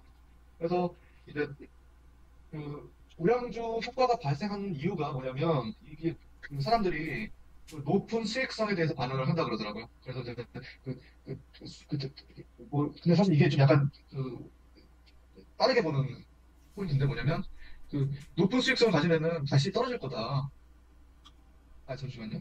떨어질 거다라고 이제 투자자들은 일반적으로 생각을 하는데, 근데 실질적인 경향을 보면은 수익성 높은 기업들은 계속해서 높은 수익을 갖다가 삼성처럼 계속 매출도 증가하고 있는 그런 높은 수익성을 갖다 보이는 경향이 있다고 하고요. 근데 이거 나중에 너무 매출이 높으니까 다음 해에는 좀 매출이 떨어질 거 아니야? 뭐 그런 것들이 요 투자자들의 기대에 맞는 내용이 아닌가 생각이 되고, 뭐 이제 반대로 낮은 수익성에 대해서는 뭐 이런 식으로 계속 낮은 수익을 보면 실제적으로는 낮은 수익성을 보이는 경향이 있다고 합니다. 아무튼 이런 것들이 이제 수익성별 이제 수익성에 관련된 죄송합니다. 수익성이 아니라 퀄리티에 관련된 우량성에 관련된 퀄리티에 관련된 평가 지표에 대해서 얘기가 됐고, 그러면 수익성별 그 포트폴리오를 갖다가 한번 이제 찾아서 이제 그 수익률을 갖다가 여기서 볼 건데, 앞에서 했던 것처럼. 그래서 이번 절에서는 영업 수익성을 기준으로 해서 이제 포트폴리오를 뽑아서 이제 수익률을 갖다가 비교를 해봤습니다. 근데 여기서는 오퍼레이션인 것 같은데, 이제 다른 종류의 데이터를 가지고 와서 이제 진행을 했고, 역시 그 데이터를 읽어서 이제 그 누적 수익률을 갖다 확인해 보면, 이제 그 수익성별 누적 수익률을 갖다 확인해 보면, 그 수익성이 높은 포트폴리오가 이제 누적 수익률이 역시 높다는 것을 갖다 확인할 수 있었습니다. 그래서 수익성이 높은 애들이 지속적으로 수익률이 높다라는 게 일단 요점이고, 이것도 이제 아까 앞에서 했던 방식대로 그 산출 수익률, 기하 수익률을 갖다 확인해 보았습니다. 우량성이 높은 포트폴리오를 갖다 구하는 방법을 이번 전에 또 진행을 했고, 여기 보시면 이제 우량성을 갖다가 수익성을 계산하기 위한 계정들이 단기순이익, 매출총이익, 현금흐름, 뭐 자산, 자본 이런 것들을 가지고 왔고, 이런 것들을 가지고 와서 이제 그 수익성을 갖다 계산을 하는데, 이것들은 중요한 것은 아무튼 ROE, GPA, CF를 갖다가 여기 각각 계산을 했다고 합니다.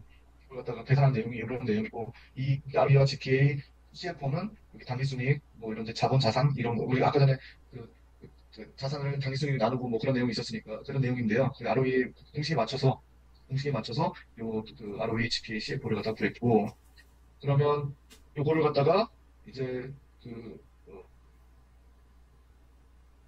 각각의 지표를 갖다가 역시 순위를 매겨갖고 이제 어떤 내용 그 순위를 매겨서 이제 뽑아놨고 나중에 보고 그러면 여기 이 ROE와 GPA, CFO에 대한 상관관계를 갖다 확인했는데 뭐 큰 상관관계가 없다는 걸 갖다가 좀 없는 걸 보여주고 있어서 뭐 만약 이걸 고려하면 뭐 분산 효과를 기대할 수 있다라고 이제 표현을 책에서 해놨고 이제 그러면 수익성이 높은 종목은 그 아까 전에 말한 ROE, GPA, CFO를 갖다 다 더해서 이제 순위를 매겨서 이제 이제 종목을 갖다가 20개를 뽑았고 20개를 뽑으니까 뭐 이런 종목들이 나왔다라는 겁니다.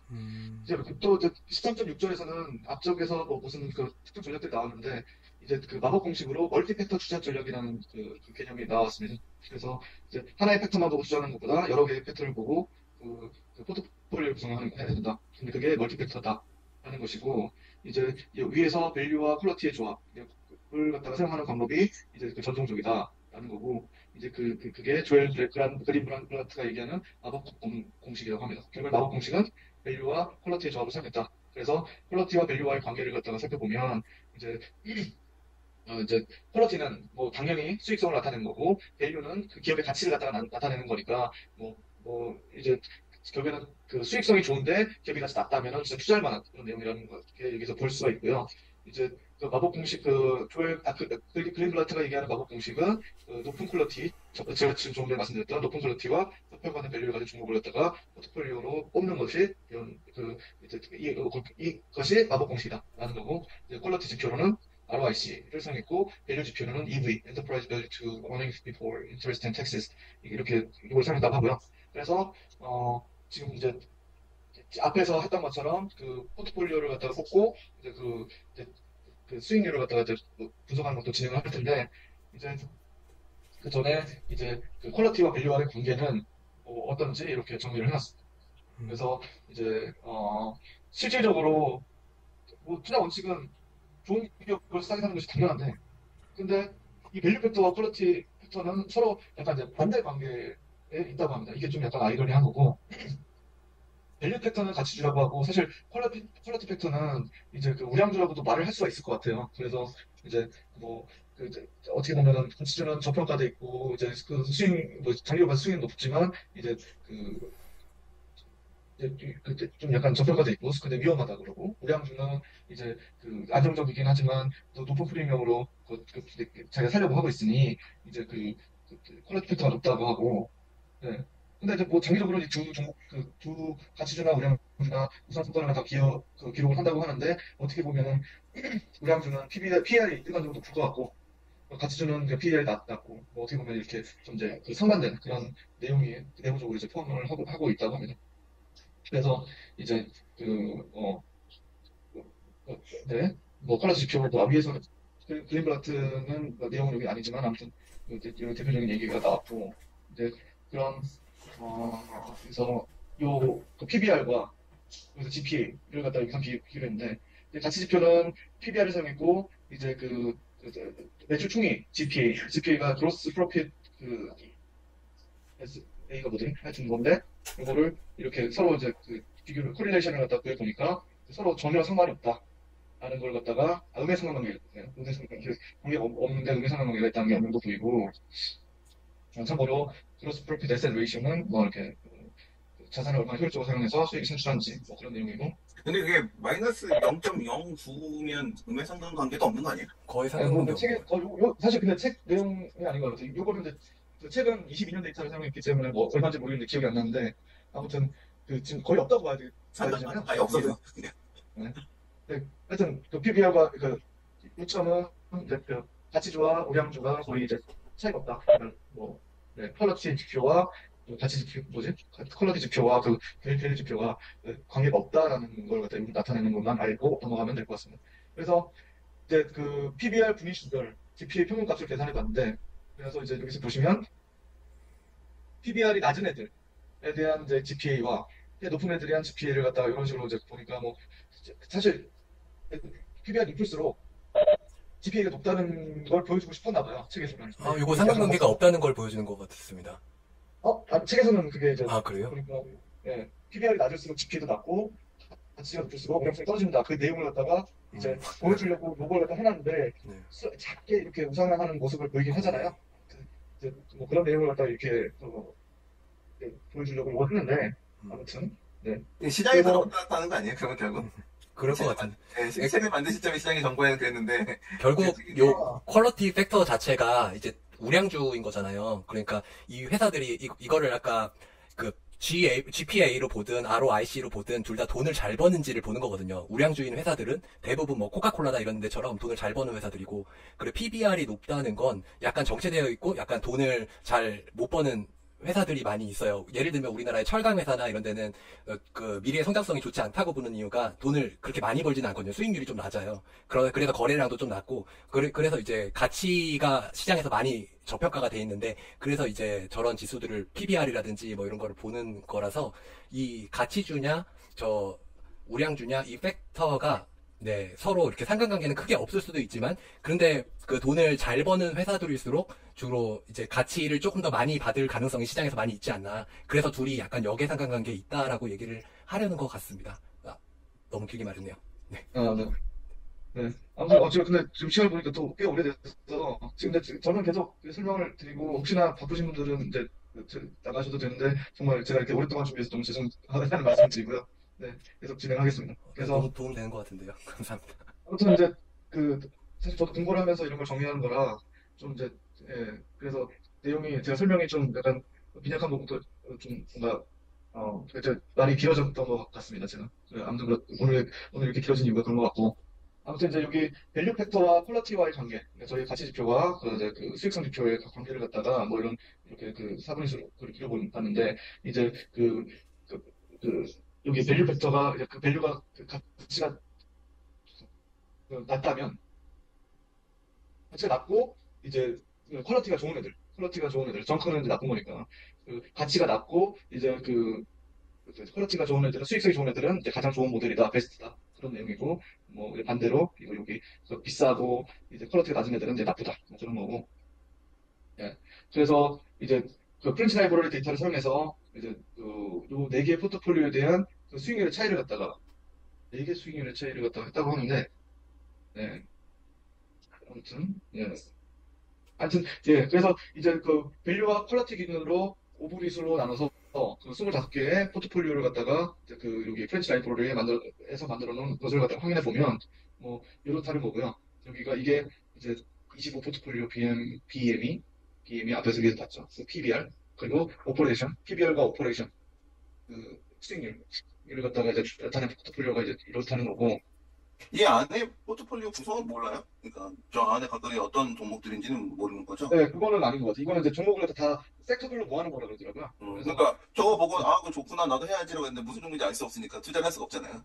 네, 근데 사실 요거는 이제 어떤 지금 요거 BM이 PBR과 PBR이 PBR로 수련한 포트폴리오들이 이런 걸 수익성이 이렇다라는 걸 갖다가 보여주는 어떤 이제 그냥 참고용 분석용 데이터들이라서 이제 특정 종목을 갖다가 여기는 볼 수는 없습니다. 저 여기서 궁금한 게, 저 그러면 열은 지금 숫자로 이렇게 되어 있는 인덱스들이 있는데, 요거는 날짜인 거예요? 뭐 월이나 요 앞에 연인 거예요? 로우에 따른 게 날짜인 거고 로우에 따른 게 열인, 그쵸. 그게 날짜인 거예요? 이 컬럼에 대한 정보는 여기가 이제 BM이 아까 전에 PBR을 나타낸다고 했잖아요. 맞습니다. 예, 그래서 네. BM과 오퍼레이션 E. 그래서 사실 BM1에 대해서 OP2, OP3, OP4 뭐 이렇게 해서 쭉 나눴는데 이제 PBR과 수익률의 어떤 이제 수익률의 분위수 있잖아요. 아까 전에 퀄리티하고 밸류하고 하나씩 해가지고 여기 딴 거죠. 그렇죠. 퀄리티 한계에서 네. 이제 분위수 뽑았고 20% 뭐 20% 아까 위에서 나눴듯이 20% 나눠서 수익성을 평가하기 위해서 뭐 여기 그런 것들이 모여 있고 여기 BM2 여기 또 이렇게 모아놨고 이거 월별인 것 같은데요, 월별? 월별이요? 네. 네. 이거 월별이네요. 월별이고 영어에서.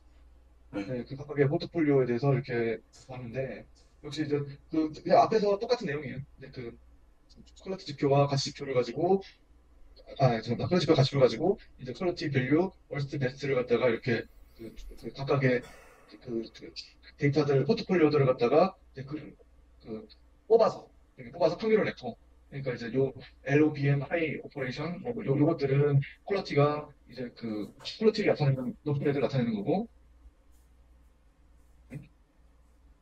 그렇죠.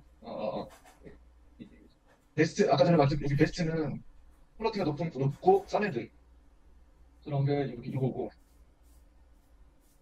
OP4, HIOP, 뭐 이게 하이 BM, 뭐 이런 애들, BM4, 뭐 이게 이제 높다고 벨 베스트인 경우고, 요 경우, 여기 베스트인 경우. 그리고 월스트는 그 반대 경우, 그리고 퀄리티가, 퀄리티 뭐더라? 일단 뒤에 설명이 나와 있으니까 그거 한번 확인해 보고요. 아무튼 이제 베스트에 들어가는 포트폴리오가 수익률이 가장 좋았고, 그냥 뭐 밸류는 어느 정도 뭐 이렇게 뭐 역전이 되는 경우도 있었지만 어느 정도 좋고, 월스트는 수익률이 굉장히 안 좋더라. 근데 수익이 나는 것도 참 신기하네요. 네. 근데 여기도 보면 좀 신기한 게 여기 책에는 60년대 이때부터 얘기하잖아요. 그렇죠. 근데 최근 10년을 보면은 월스트가 제일 좋거든요.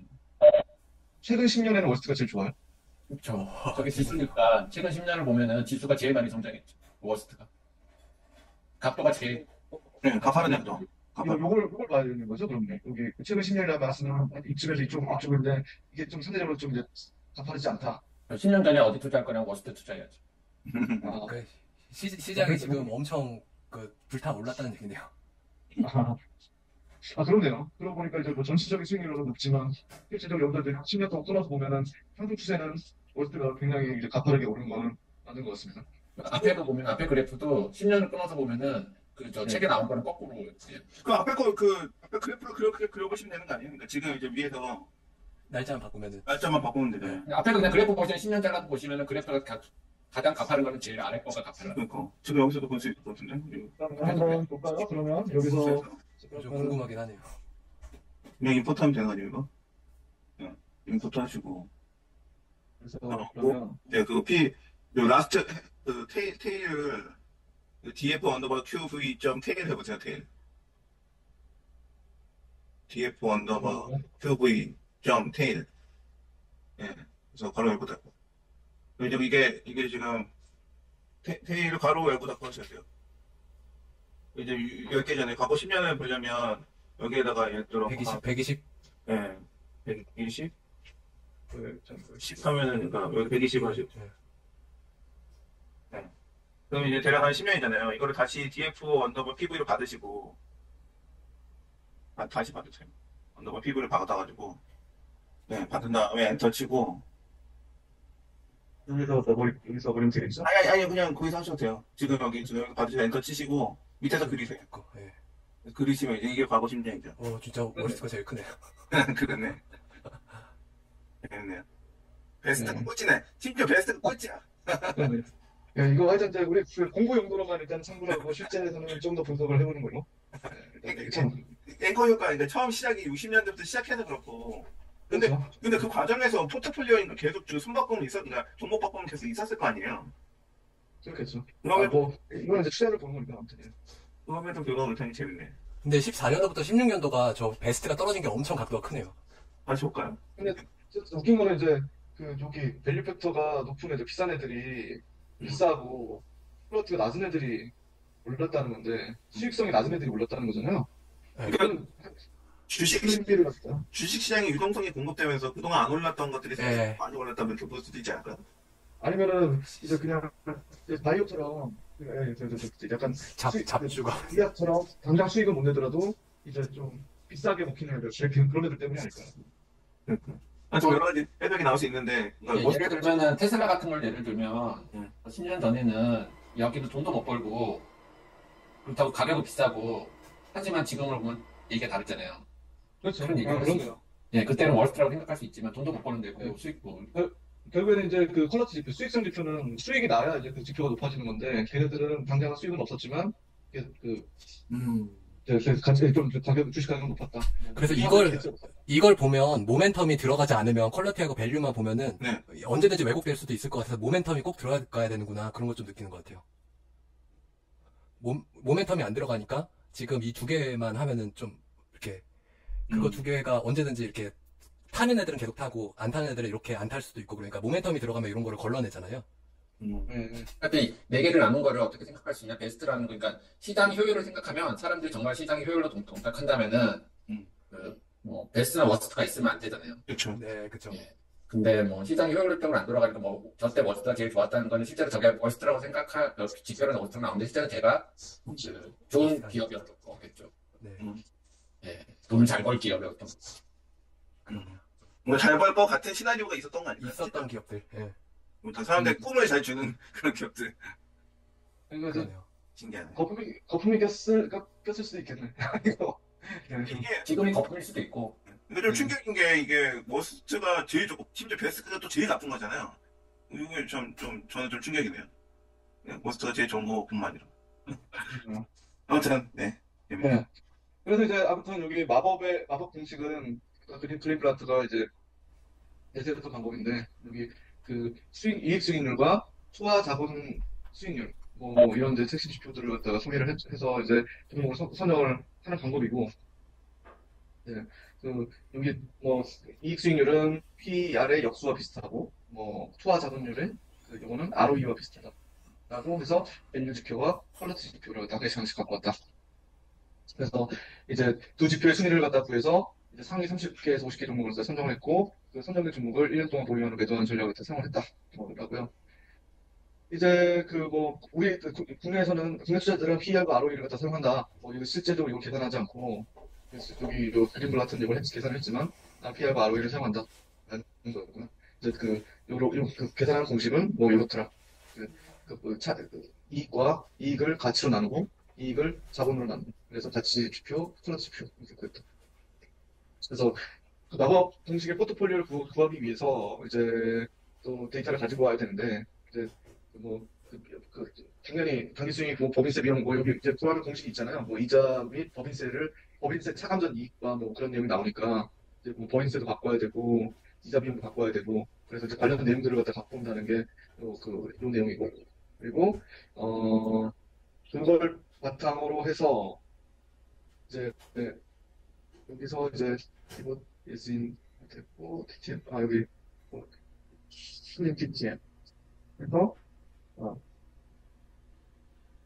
네, 이익 수익률을 갖다가 구했다는 거. 이익 수익률을 갖다가 여기서 이제 그 위에 데이터를 가지고 와서 뭐 당기순이익 더하기 뭐 법인세 비용 이자 비용 다 더한 다음에 뭐 이렇게 요 이익 수익률을 갖다가 계산을 해서 계산한 내용이 요 내용입니다. 요 내용이고 또 투하 자본 수익률 아까 전에 저그 플러스표 투자 자본 수익률 수식도 이렇게 되는 건데 이것을 이제 파이썬 코드로 그대로 이렇게 구현했다. 그래서 뭐 제가 이제 여기 책에 있는 그 뭐지 추적도 갖고 왔지만 제가 또 찾은 것도 여기다 넣어놨고요. 그래서 아무튼 이 각각의 마법 공식을 갖다가 구했고 그러면 이 마법 공식을 통해서 포트폴리오를 갖다가 가지고 오는 거를 이런 식으로 진행을 했습니다. 그래서 두 값을 합쳐서 그 합을 기준으로 이제 두 열의 순위를 구한 다음에 그 두 값을 합치고 그 합의 기준으로 순위를 또다시 구했다는 거. 그러면 그 이익 수익률이 좋은 거와 투하 자본 수익률이 좋은 것들 중에서 상위 20개를 가지고 왔다는 게 요 내용입니다. 그래서 20개의 포트폴리오를 보면 이런 식으로 뽑혀졌다. 그리고 이제 뽑아서 걔네들의 여기 스테이터 플랫을 보게 되면 이제 마법 공식의 얘들은 이런 식으로 이제 분포가 있더라. 이거는 이익 수익률은 어느 정도 높고 투하 자본 수익률도 높은 애들이 이런 식으로 분포가 돼 있다는 걸 갖다가 이제 보여주고 있습니다. 네, 이런 내용이고요. 이제 또 다른 이제 포트폴리오를 갖다 구성하는 방법이 섹터 중립 포트폴리오라는 게 있는데 위에 말하는 이제 팩터 전략들은 어떤 이제 특정 섹터로 이제 쏠릴 수 있다고 하고요. 뭐 모먼텀 전략 또한 이제 모먼텀이 큰 종목에 이렇게 쏠릴 수가 있다고 하는 게 이제 한쪽으로 쏠릴 수 있다는 것이 각 팩터 전략과 모먼텀 전략의 약간의 문제점이라고 하는데 그래서 이제 요 쏠림 현상을 갖다가 주의하기 위해서 이제 이런 이제 섹터를 갖다 분산시킨다는 것이 요 섹터 중립 포트폴리오의 개념이라고 합니다. 그래서 그러면 어떤 식으로 섹터 중립 포트폴리오를 갖다 구성하는지가 이제 여기 밑에 부분에 실습으로 나오는데, 네. 이것도 수익률 계산했고 뭐 팁을 하나도 합치고 뭐 그런 내용을 위에서 했던 내용이 거의 비슷하고요. 그래서 사실 여기서 살펴보는 것은 각 섹터별로 어떻게 합쳐지는지를 갖다 먼저 보려고 지금 이제 수익률을 갖다가 종목별 섹터별 수익률을 갖다가 계산을 하는 과정들이 지금 요 내용들이고 그 그래프를 갖다가 보게 되면 제가 이제 근데 여기 밑에 이거 좀 됐네. 네. IT 관련주에 뭐 이렇게 이게 X축이 이게 뭐더라? 종목인 것 같고요. 종목이 이렇게 여기 10개로 이렇게 많이 쏠렸더라. 경기 소비재는 이제 4, 뭐 콘크리트 케어 서비스는 작고, 사실 쭉쭉쭉 더 나와야 되는데, 제가 여기 위에서 코드를 좀 약간 잘못 썼는지 이 네 개밖에 안 나왔습니다. 일단 섹터는. 일단 IT의 섹터에 많이 이제 종목이 치우치더라. 근데 이런 섹터 솔립 현상을 제거하기 위해서 섹터 중립 포트폴리오를 갖다 구성을 해봤는데, 제가 이거 이러고 있네. 잠시만요. 아무튼 이 G랭크를 사용해서 섹터 솔립 현상을 계산을 했는데, 이건 제가 나중에 분석을 해보고 하여튼 요점은 섹터를 갖다가 쏠림 현상을 갖다가 이제 줄이니 이런 식으로 그룹 바이 함수를 통해서 그룹별로 중립화를 할 수 있다. 그렇게 되면은 이렇게 IT에 10개가 쏠렸다는 것이 이렇게 좀 낮춰지고 좀 약간 어느 정도 골고루 이제 배분됐다. 골고루 배분됐다. 표현은 좀 웃기지만 아무튼 좀 이제 한쪽 IT에 막 많이 쏠리지 않았다는 게 내용이고 이렇게 네. 요거는 제가 좀 확인해서 나중에 올리도록 하겠습니다. 13.8절에서는 그 이상치 데이터를 갖다 그럼 어떻게 처리할 것인가 뭐 이런 내용을 다루고 있는데 이거는 데이터 분석에서 가장 이제 기본적인 내용이라서 이제 그 이상치에 대해서 우리가 기본적으로 먼저 그러면 그 주가에서는 이상치가 어떤 식으로 나타나는지를 갖다가 보게 되면 과거 12개월 수익률이 터무니없이 10배 너무 많은 거예요. 너무 많은 거나 아니면 ROE가 100%가 넘는 주식. 그러니까 이제 그 아까 전에 위에 그 수익률 거기서 나오는 게 100% 넘는 주식. 이렇게 좀 극단적으로 막 종목이 너무 큰 주식들. 그러니까 이제 수익률이 너무 큰 주식이나 뭐 이것들은 어떻게 처리할지 이제 고민이 필요하다는 내용이고요. 그래서 저희는 이상치를 보통 제외를 하고 데이터 분석하든가 아니면은 그걸 갖다 어떻게 보정을 해서 사용하든가 뭐 이런 이제 전략이 필요한데 이제 그런 걸 갖다가 이제 어떻게 처리할지를 갖다가 저번 절에서 소개시켜주고 있고 먼저 PBR 데이터에서 이상치 데이터를 갖다가 뭐 먼저 이제 찾아보려고 또 다시 이제 PBR 데이터를 살펴보면 뭐 이렇게 뭐 이렇게 어 그러니까 데이터 제가 이제 뽑은 데이터는 좀 이렇게 나오더라고요. 이게 좀 약간 이상한데 하여튼 뭐 이렇게 좀 높은 그 죄송합니다. 네. 하여튼 PBR 높은 것들이 비늘 또 쪼개져야 될 것 같아요. 빈 네, 뺏기도 되고. 네, 비를 제가 이제 여기 그때 좀 더 쪼개야 될 것 같은데 하여튼 그거 안 했는지 아무튼 그래서 이제 높은 게 많이 나오는데 제 책에 있는 걸 갖다가 가지고 왔어요. 이제 그 PBR 히스토그램을 그려보면 오른쪽으로 그 꼬리가 긴 매우 긴 분포를 보인다고 하는데 이거는 이제 PBR이 큰 이상치가 존재하기 때문이라고 하고 있고요. 그래서 이거를 갖다가 이제 삭제하는 방법을 사용해서 트림으로 삭제하는 방법을 갖다 소개를 해서 이런 식으로 그 상위 1%와 하위 1%를 컨탈해. 근데 상위 1%, 하위 1%를 갖다가 이제 좀 이제 그 제외하고 그 안에 있는 데이터만 이제 보게 되면 이런 식으로 이제 그 PBR 분포가 이제 좀 줄어들더라. 그러니까 이제 지나치게 PBR 높은 종목들은 표시가 안 되고 작은 종목들로 표시가 안 돼서 이런 식으로. 요 데이터가 아까 전에 제가 여기 데이터에서 뽑은 그래프입니다. 이제 제거되니까 이렇게 나오는데 이거는 제가 그래프를 잘못 그린 것 같고 아무튼. 네. 그래서 사실 이상치 데이터를 갖다가 막 제거하는 게 뭐 좋다고는 하는데 사실 그 이상치가 저희는 또 관찰해야 될 대상일 수도 있기 때문에 일단 찾는 게 중요할 수도 있고요. 아무튼 제거할 때 약간 조심스럽게 사용해야 된다는 게 요 내용이고 이제 그 만약 제거를 할 수 없으니 윈저라이징이라는 방식으로 대체를 하자는 건데 상위 1%는 1%에 관련 대응하는 값으로 다 채워버리고 하위 1%는 하위 1%에 대응하는 값으로 채워버린다라는 게 요 이제 윈저라이징의 방식입니다. 그래서 이건 바로 그래프로 보시면 상위 1% 여기 있는 내용 중에 이제 상위 1%가 이쯤에 될 건데 여기 1%의 값으로 이제 채워버리겠다.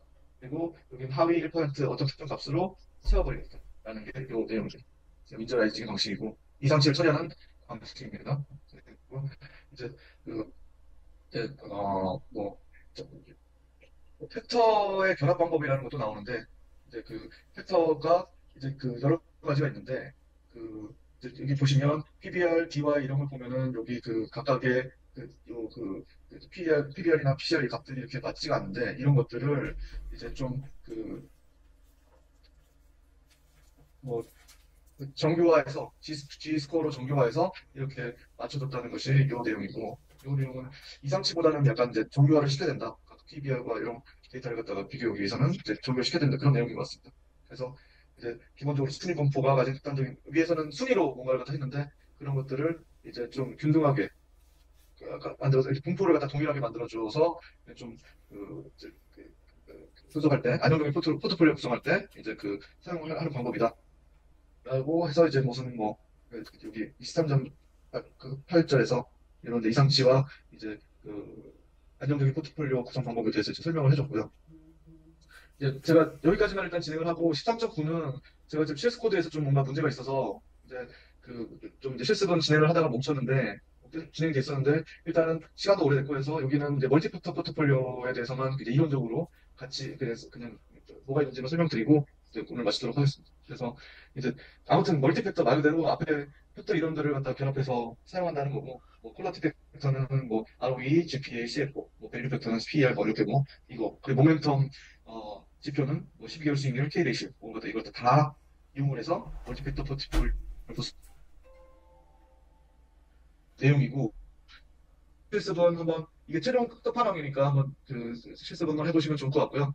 네, 여기까지가 제가 준비한 내용이고 혹시 그 지금까지 제가 말씀드린 내용 중에 궁금하신 내용 있으시면 말씀 주시면 제가 찾아본 내용에 더해서 말씀드리도록 하겠습니다. 네, 이상입니다. 고생하셨습니다. 고생하셨습니다.